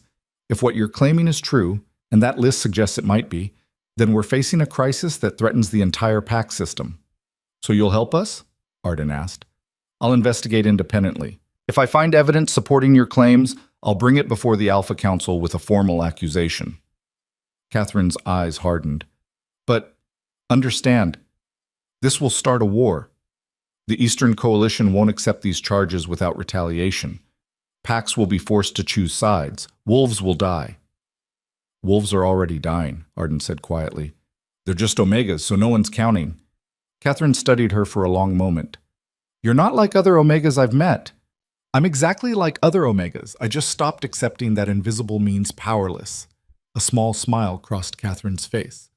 Commander Draven, your intelligence officer has steel. I can see why you recruited her. She recruited herself, actually. I just provided the opportunity. Kale straightened. What do you need from us? Access to your witnesses, copies of all documentation, and a detailed brief on the Eastern Coalition's suspected activities. Catherine stood. I'll need 3 days to conduct preliminary investigations. If your evidence holds, I'll call an emergency council session. And if it doesn't hold, Arden asked, then you'll be branded as liars. The Hollow will be declared a hostile rogue faction, and I'll be forced to support military action against you. Catherine's voice was flat. No pressure.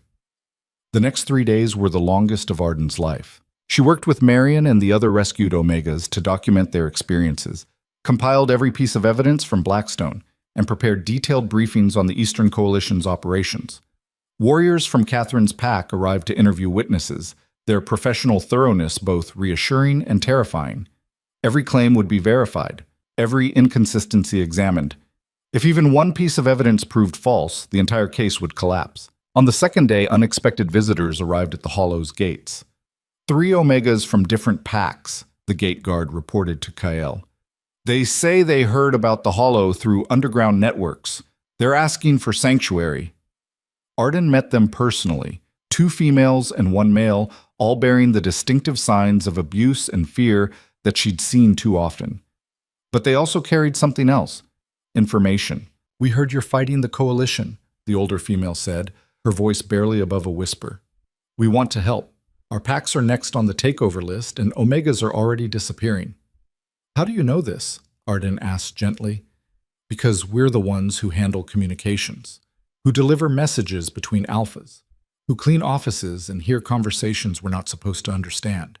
The female's eyes held fierce determination beneath the fear. You want intelligence on the coalition? We can give you patterns, names, schedules, everything Omegas see when alphas think we're invisible. By the end of the day, Arden had the beginnings of something revolutionary, an Omega intelligence network spanning 5-pack territories. Wolves who'd been dismissed as powerless were providing tactical information that no warrior could ever access. This is bigger than I imagined, Kael said that evening, reviewing the intelligence. If even half of what they're reporting is accurate, the coalition has agents in a dozen packs. They're not planning a takeover, they're already executing it. Which means we're running out of time.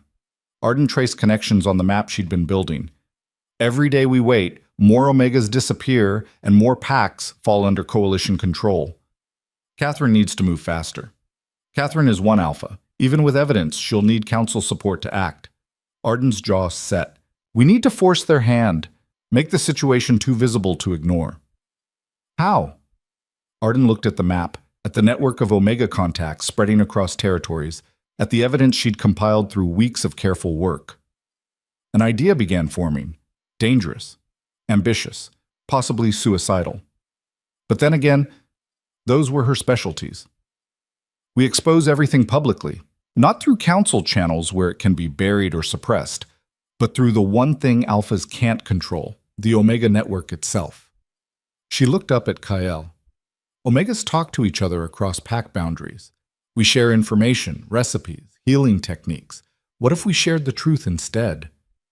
You want to spread classified intelligence through casual conversation? Kael's expression was skeptical. I want to make the coalition's crimes so widely known that the council has no choice but to act. Omegas in every pack talking about the elimination list, about the disappeared, about the takeover strategy. Arden's voice grew stronger. You can kill 30 Omegas quietly, but you can't silence hundreds once they start talking. It's risky. If the coalition figures out what you're doing, they'll target me specifically. I know. Arden met his eyes. I'm counting on it.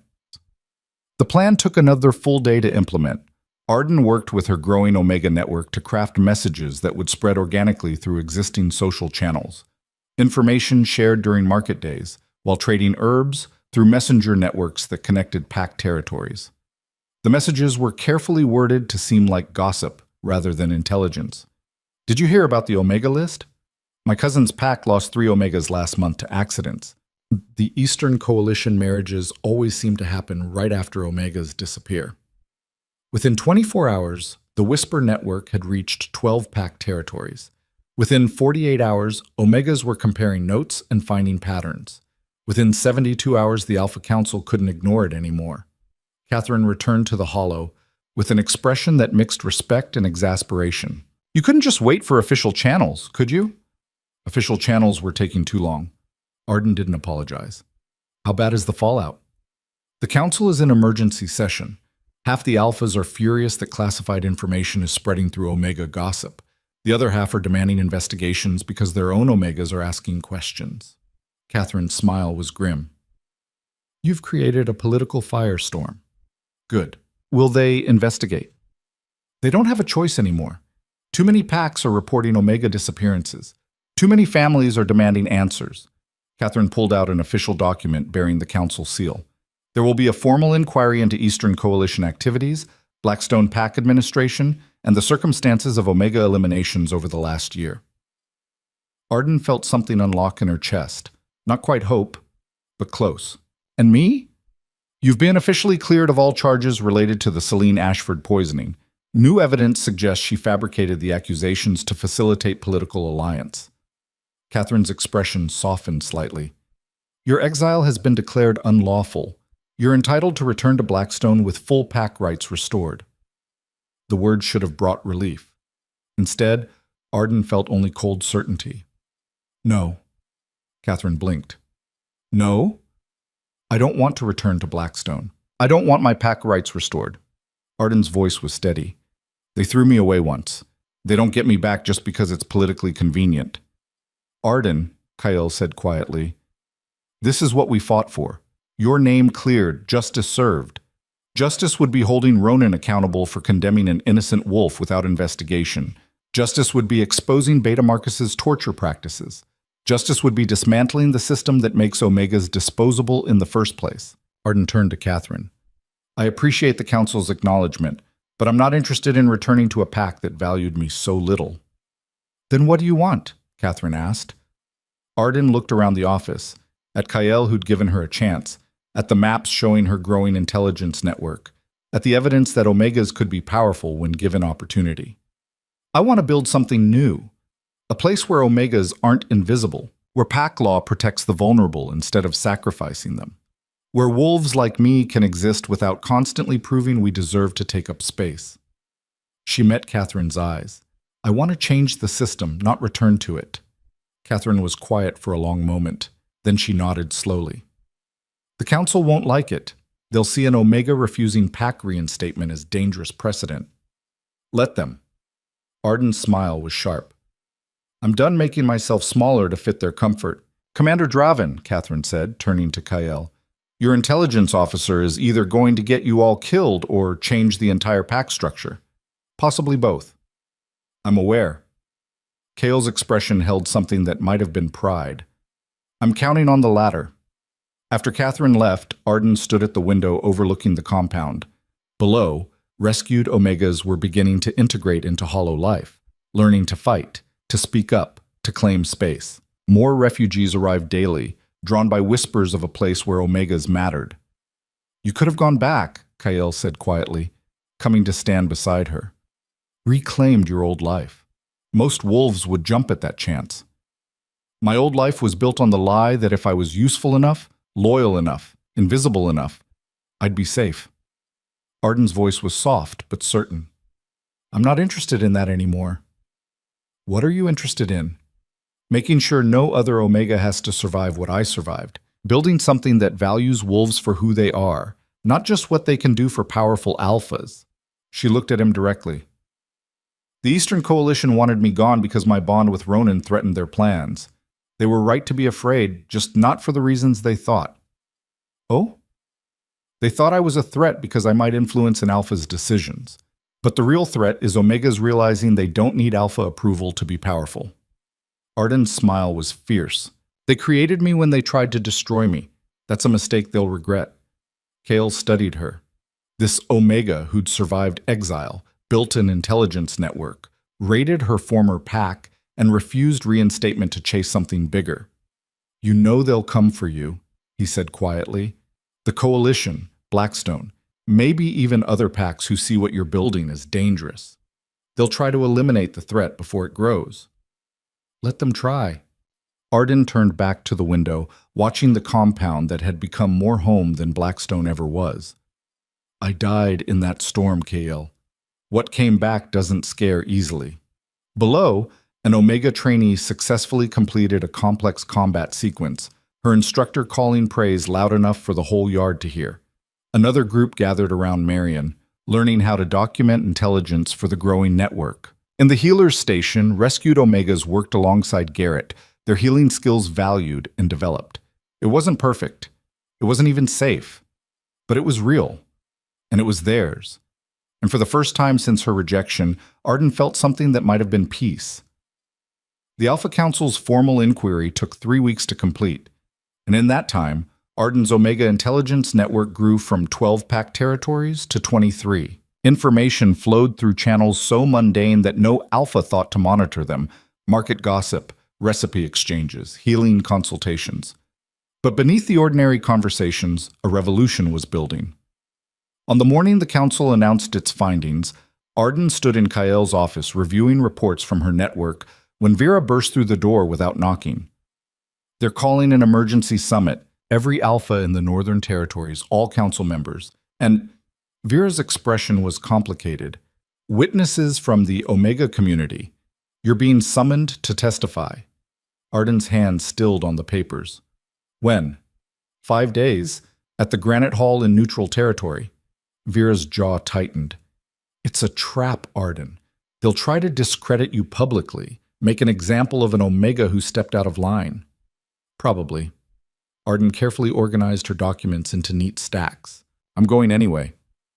"That's suicide. That's opportunity." Arden looked up, her eyes calm. "Every Alpha will be there. Every Council member. If I can present evidence in that form, with that audience, they can't bury it. They'll have to act." Kael entered the office, his expression grim. "You heard. I heard, and I'm going." "Not alone, you're not." Kael dropped a travel authorization document on the desk. "I'm invoking commander privilege to attend as your advocate. Vera and Marcus will lead a security detail. If they try anything, you'll start the war we've been trying to avoid." Arden shook her head. "I appreciate the protection, but this has to be my fight. An Omega, standing before the Council, forcing them to acknowledge what they've been ignoring. They'll tear you apart. They'll try." Arden's smile was cold. "Let them." The 5 days before the summit passed in a blur of preparation. Arden worked with her Omega network to compile testimonies from 17 packs, documenting patterns of disappearances, suspicious deaths, and systematic suppression. Marion helped organize the evidence into a presentation that was both irrefutable and devastating. "You know Ronan will be there," Marion said quietly on the 3rd day, watching Arden practice her testimony. "Are you ready to face him?" "I've been ready since the night he rejected me." Arden's voice was steady. "He doesn't scare me anymore." On the morning of departure, the entire Hollow compound assembled to see them off. Arden wore simple but dignified clothing. Not Omega submission, but not warrior aggression either. She looked like what she was, someone who'd survived hell and refused to be defined by it. "Bring them down," one of the rescued Omegas called out, and others took up the cry until the compound rang with voices that had once been silent. The journey to Granite Hall took 2 days of hard travel through territories Arden had never seen. The hall itself was carved into a mountainside, a massive structure that predated modern pack politics. It had been neutral ground for centuries, the one place where Alphas could meet without fear of ambush or territory disputes. Guards at the entrance tried to separate Arden from Kael's group. "Omegas enter through the servant passages," the head guard said, his tone making it clear what he thought of her presumption. "I'm not a servant. I'm a witness." Arden met his eyes without flinching. "And I enter through the main doors or not at all." The guard looked to Kael, who simply smiled, a predator's expression that made the man step back. "She enters where she chooses." Inside, the grand chamber was already filling with Alphas and their retinues. Arden felt the weight of dozens of dominant gazes, each one assessing, dismissing, or radiating hostility. She walked with her head high, her damaged feet steady despite the old pain, and took her assigned seat in the witness section. Across the chamber, she saw him. Ronan sat in the Blackstone delegation, looking haggard and older than his years. Beside him, Celine Ashford radiated false concern, her delicate hand resting possessively on his arm. When Ronan's eyes found Arden's across the distance, something complicated flickered across his face. Arden looked away first. He didn't deserve even that much acknowledgement. Alpha Catherine Frost called the session to order, her voice cutting through the murmured conversations. We are gathered to address accusations of systematic Omega elimination, political conspiracy, and abuse of pack authority. The Council has reviewed preliminary evidence and testimony. Today we hear from the primary witness, Arden Vale, formerly of Blackstone Pack. Arden stood, walking to the central platform where all eyes could see her. The silence was absolute, heavy with expectation, and barely concealed hostility. "State your accusations," Catherine commanded. Arden took a breath, then began. 6 months ago, the Eastern Coalition initiated a systematic campaign to control northern territories through marriage alliances and strategic elimination of threats. Omegas who possessed sensitive information, who had influence with their alphas, or who simply asked too many questions were marked for removal. She pulled out the list, holding it high enough for the entire chamber to see. This document, taken from Blackstone Pack's Beta Marcus Thorne, names 30 Omegas for elimination. My name appears third, dated 3 weeks before I was accused of poisoning Luna Selene. I was framed, exiled, and left to die. Not because I committed treason, but because my emerging bond with Alpha Ronin Black threatened the Coalition's plans. Uproar exploded through the chamber, alphas shouting, wolves rising from their seats, the noise deafening. Catherine slammed her gavel repeatedly until order grudgingly returned. "That's a serious accusation," said Alpha Victor Stoneheart of the Eastern Coalition, his voice dripping with disdain. "Do you have proof beyond a convenient document that could have been forged?" "I have 17 testimonies from Omegas across Pack territories documenting disappearances that match the timeline and pattern." Arden gestured to Marion, who stood in the witness section with the other survivors. "I have survivors who were imprisoned illegally by Blackstone Pack on Coalition orders. I have communications between Beta Marcus and Coalition operatives. And I have the confession of a double agent who was blackmailed into providing intelligence." She laid it all out, piece by piece, building a case so thorough that even hostile alphas couldn't dismiss it. With each revelation, the chamber grew quieter, the initial outrage shifting to uncomfortable realization. "Furthermore," Arden continued, her voice steady despite the pounding of her heart, "this isn't just about past crimes. The Coalition continues to operate. 3 days ago, 2 Omegas from Riverstone Pack disappeared under suspicious circumstances.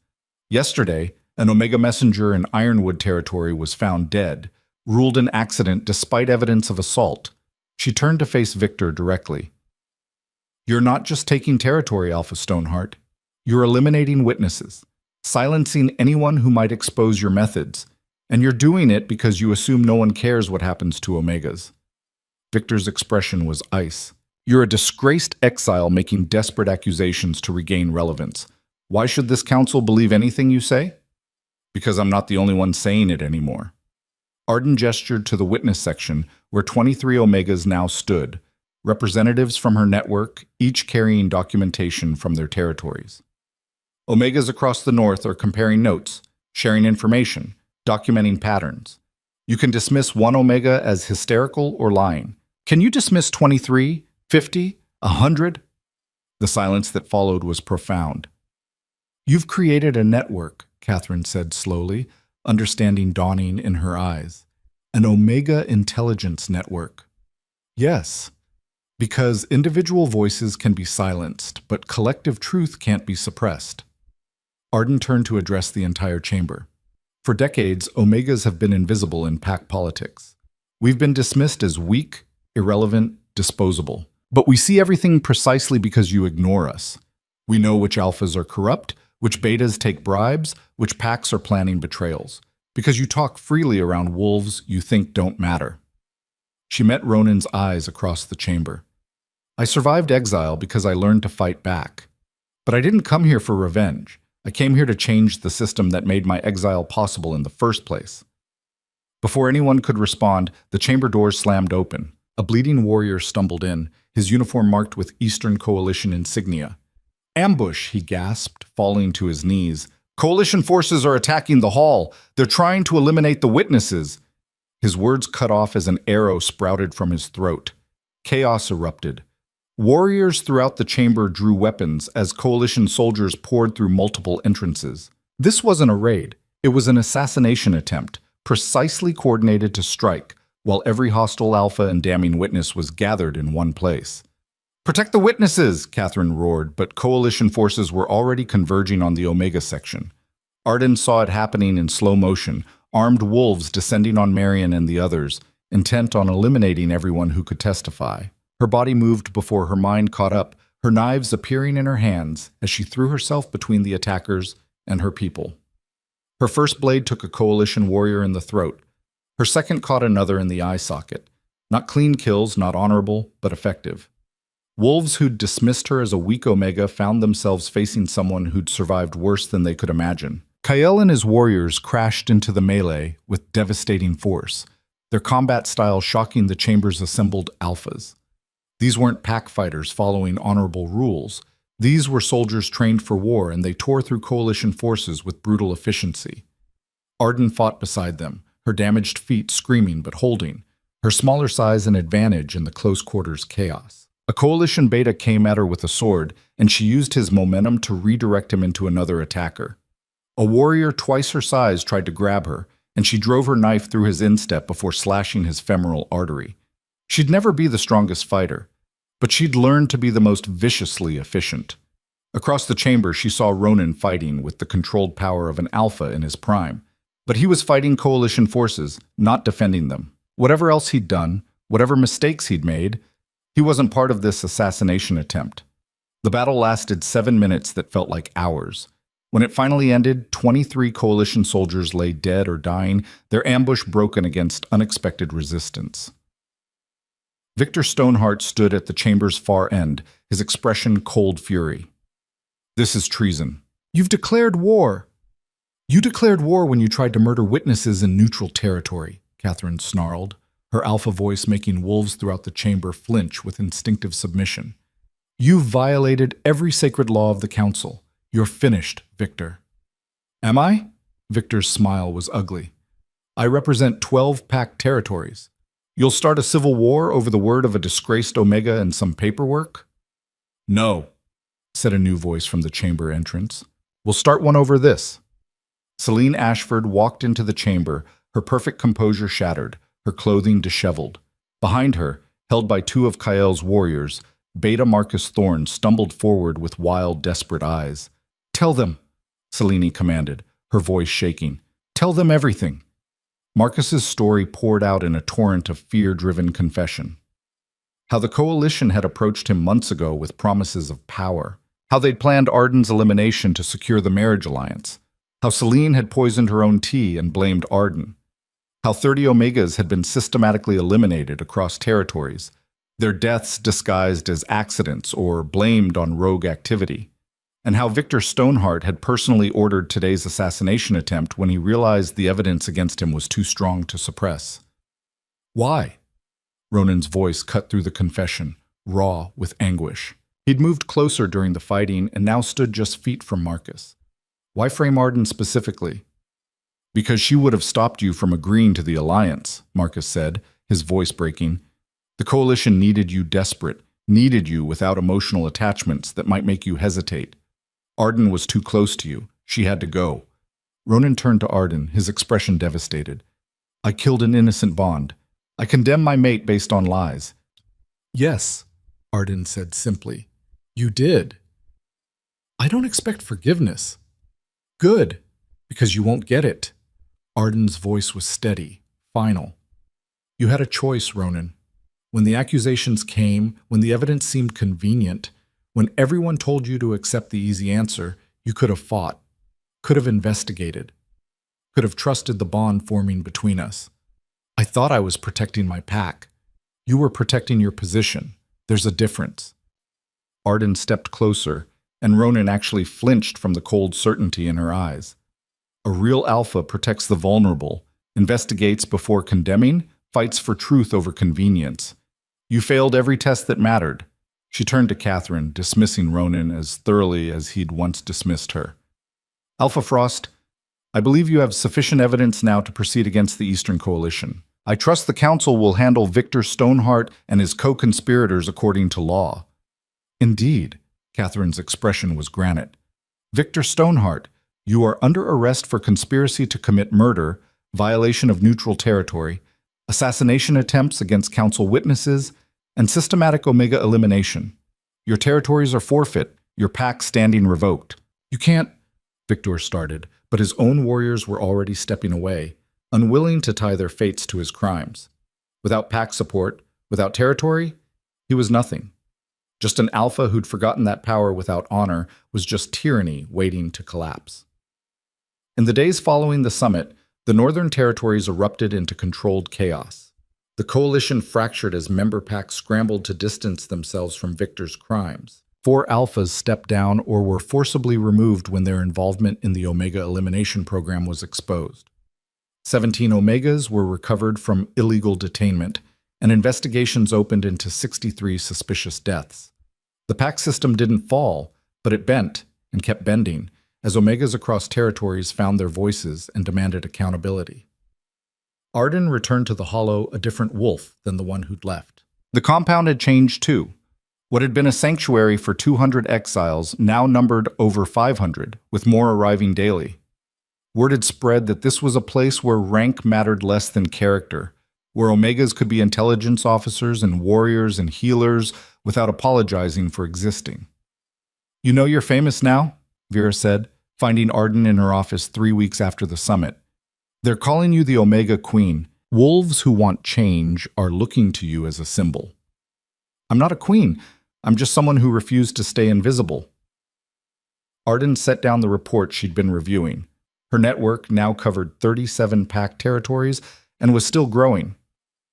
"How are the new recruits integrating?" "Better than expected, though we're going to need to expand the compound again. At this rate, we'll have 1,000 wolves by winter." Vera's expression was complicated. "You're building something unprecedented, Arden, a pack structure that doesn't follow traditional hierarchy. It scares the hell out of the Alpha Council." "Good. They should be scared." Arden stood, moving to the window that overlooked the training yard. "Change is terrifying for people who benefit from the current system. But for those of us who've been crushed by it, change is survival." Speaking of which, Vera pulled out an envelope bearing an official seal. "This arrived for you, from Blackstone Pack." Arden took the envelope, recognizing Ronan's handwriting on the front. She set it aside unopened. "You're not going to read it?" "Eventually, when it matters less." Arden turned back to her work. "Whatever apology or explanation he's written doesn't change what happened, and I have more important things to focus on than a former alpha's guilt." 2 months after the summit, on a crystalline winter morning that reminded Arden painfully of the night she'd almost died, a formal delegation arrived at the Hollow's gates. Not a military force, a diplomatic contingent led by Alpha Catherine Frost. "We need to talk about your future," Catherine said, sitting across from Arden and Kyle in what had become a proper conference room. "The Hollow has grown beyond rogue sanctuary. You're housing over 600 wolves, operating an intelligence network that spans the entire Northern Territories, and training warriors who could challenge any pack force. The Council can't ignore you anymore." "We're not asking for recognition," Kyle began. "I know, that's precisely why we're offering it." Catherine pulled out a document covered in official seals. "The Council is prepared to recognize the Hollow as a sovereign pack territory with full territorial rights and Council representation. You would be bound by pack law but granted autonomy in your internal governance." Arden studied the document carefully. "At what cost?" "Accountability. Your intelligence network would need to share information with the Council regarding threats to pack stability. Your warriors would be subject to the same rules of engagement as other pack forces. And you'd need to accept oversight to ensure you're not becoming the same kind of corrupt power structure you fought against." "Oversight by whom?" "A joint committee of alphas and," Catherine smiled slightly, "Omega representatives from various packs. Your network has made it impossible to ignore Omega voices anymore. We're adapting whether we want to or not." Kale looked at Arden. "Your call. This is your network, your revolution. What do you want?" Arden thought about the Omega who'd been exiled to die in a storm, about the wolves she'd rescued, the network she'd built, the system she was changing piece by piece, about Ronan's rejection and the death that had birthed her rebirth. "I want it in writing that Omegas and Council-recognized packs have protected status. That any pack leader who orders Omega elimination faces immediate investigation and removal. That our voices count in decisions that affect our lives. She met Catherine's eyes. I want structural change, not just lip service. Done. Catherine extended her hand. Welcome to the council, Alpha Vale. The title hit Arden like a physical blow. I can't be. You've been leading this pack in everything but name for months, Kael said quietly. The wolves here follow you, not me. You've earned the title. Take it. But I'm an Omega. You're a survivor who built power from nothing. You're a strategist who changed the political landscape of the entire Northern Territories. You're a leader who wolves would die for. Kael's voice was firm. Designation doesn't define capability. You've proven that better than anyone. Arden looked at Catherine, who nodded. The council vote was unanimous. If you accept, you'll be the first Omega Alpha in recorded history. It'll cause controversy, resistance, probably outright rebellion from traditional packs. But given what you've already survived, I doubt that scares you. It should have. Taking the title meant accepting responsibility for hundreds of wolves, facing down alphas who would see her as an abomination, constantly fighting to prove her right to exist in a role that designation said she couldn't fill. But then again, she'd been doing that her entire life. I accept, Arden said, but I'm going to do this my way. No traditional pack hierarchy, no distinction between Omega, Beta, and Alpha status. Wolves earn position through capability, not birth designation. Revolutionary, Catherine murmured, but I expected nothing less. The paperwork will be filed within the week. Congratulations, Alpha Vale. After Catherine left, Arden stood alone in the conference room, staring at the document that made her officially what she'd already become, a leader, a power, a force that couldn't be dismissed or eliminated. She thought about Ronan's rejection, about the storm that should have killed her, about the countless times she'd been told Omegas were weak, disposable, irrelevant. She thought about the Omega who'd died in that storm, the one who'd believed in pack loyalty and alpha justice. And she thought about the wolf she'd become, forged in ice and blood and refusal to surrender. Her office door opened and Marion entered with evening reports from the intelligence network. Behind her, a delegation of newly arrived refugees waited for processing. Beyond the window, warriors trained in the yard while Omegas worked alongside them as equals. This was the future she was building. Not perfect, not easy, but honest in a way pack politics had never been. Alpha Vale? Marion said, testing the title with a smile. There's a situation in Riverstone territory you should know about. 3 Omegas have requested extraction, and the local Alpha is making threats. Then we'll extract them. Prepare a team. Arden moved to her desk, her damaged feet steady, her purpose clear. And send a message to the Riverstone Alpha. Tell him the rules have changed. Omegas aren't disposable anymore. He won't like it. He doesn't have to like it. He just has to accept it. Arden's smile was sharp. One way or another. That evening, as snow began to fall outside, gentle this time, beautiful rather than deadly, Arden finally opened Ronan's letter. The words were everything she'd expected. Apologies, explanations, requests for forgiveness. He'd discovered the full extent of the conspiracy against her. He'd ended his marriage to Celine and exiled Beta Marcus. He wanted her to know he'd failed her, failed them both, failed everything a true alpha should be. And at the bottom, in handwriting that shook with emotion, I understand I have no right to ask anything of you, but if you ever find it in yourself to forgive me, I'll spend the rest of my life proving I'm worthy of it. You were meant to be my mate, my equal, my partner. Instead, I became your executioner. That shame will haunt me forever. Arden read the letter once, twice, then carefully fed it to the fire burning in her office hearth. She didn't forgive him. Maybe she never would, but she didn't hate him anymore either. He was simply a chapter in her story, the villain whose betrayal had forced her to become the hero of her own narrative. And that story was far from over. A knock at her door announced Kael's arrival.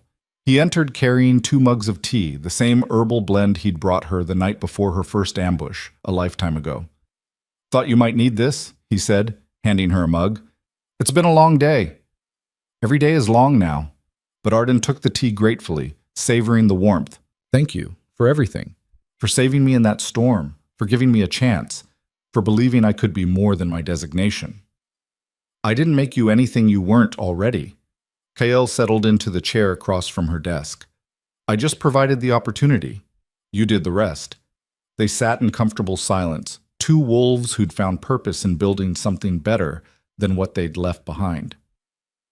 Do you ever regret it? Arden asked quietly. Leaving your legion, faking your death, building this place? You could have stayed, tried to change the system from inside. No, because systems don't change from inside. They protect themselves, eliminate threats, maintain status quo. Kael's eyes were distant, remembering. Real change comes from wolves who survive being thrown away and refuse to disappear.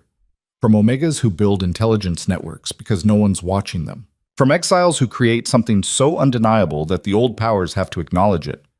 From revolutionaries. From survivors. Kael raised his mug in a small salute. To surviving Alpha Vale. Arden clinked her mug against his. To surviving.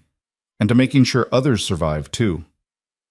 As winter deepened, the Hollow, now officially recognized as the Vale Pack, though everyone still called it the Hollow, continued to grow. Arden's intelligence network evolved into something unprecedented, an Omega collective that spanned 43 pack territories, providing information, extracting endangered wolves, and quietly dismantling corruption wherever it appeared. Traditional alphas hated her, called her a threat to pack stability, a radical who threatened natural hierarchy. Some outright refused to acknowledge a pack led by an Omega, but wolves kept coming. Omega's tired of being invisible. Beta's exhausted by corrupt leadership. Even the occasional Alpha, who'd seen enough injustice to believe in something different. And slowly, like water wearing away stone, the pack system began to change. 6 months after the summit, on a spring morning that smelled of new growth and possibility, Arden stood before a gathering of the full Alpha Council. Not as a witness this time, as an equal. Alpha Vale of the Hollow Pack, Catherine Frost announced formally. You are recognized with full council standing and territorial rights.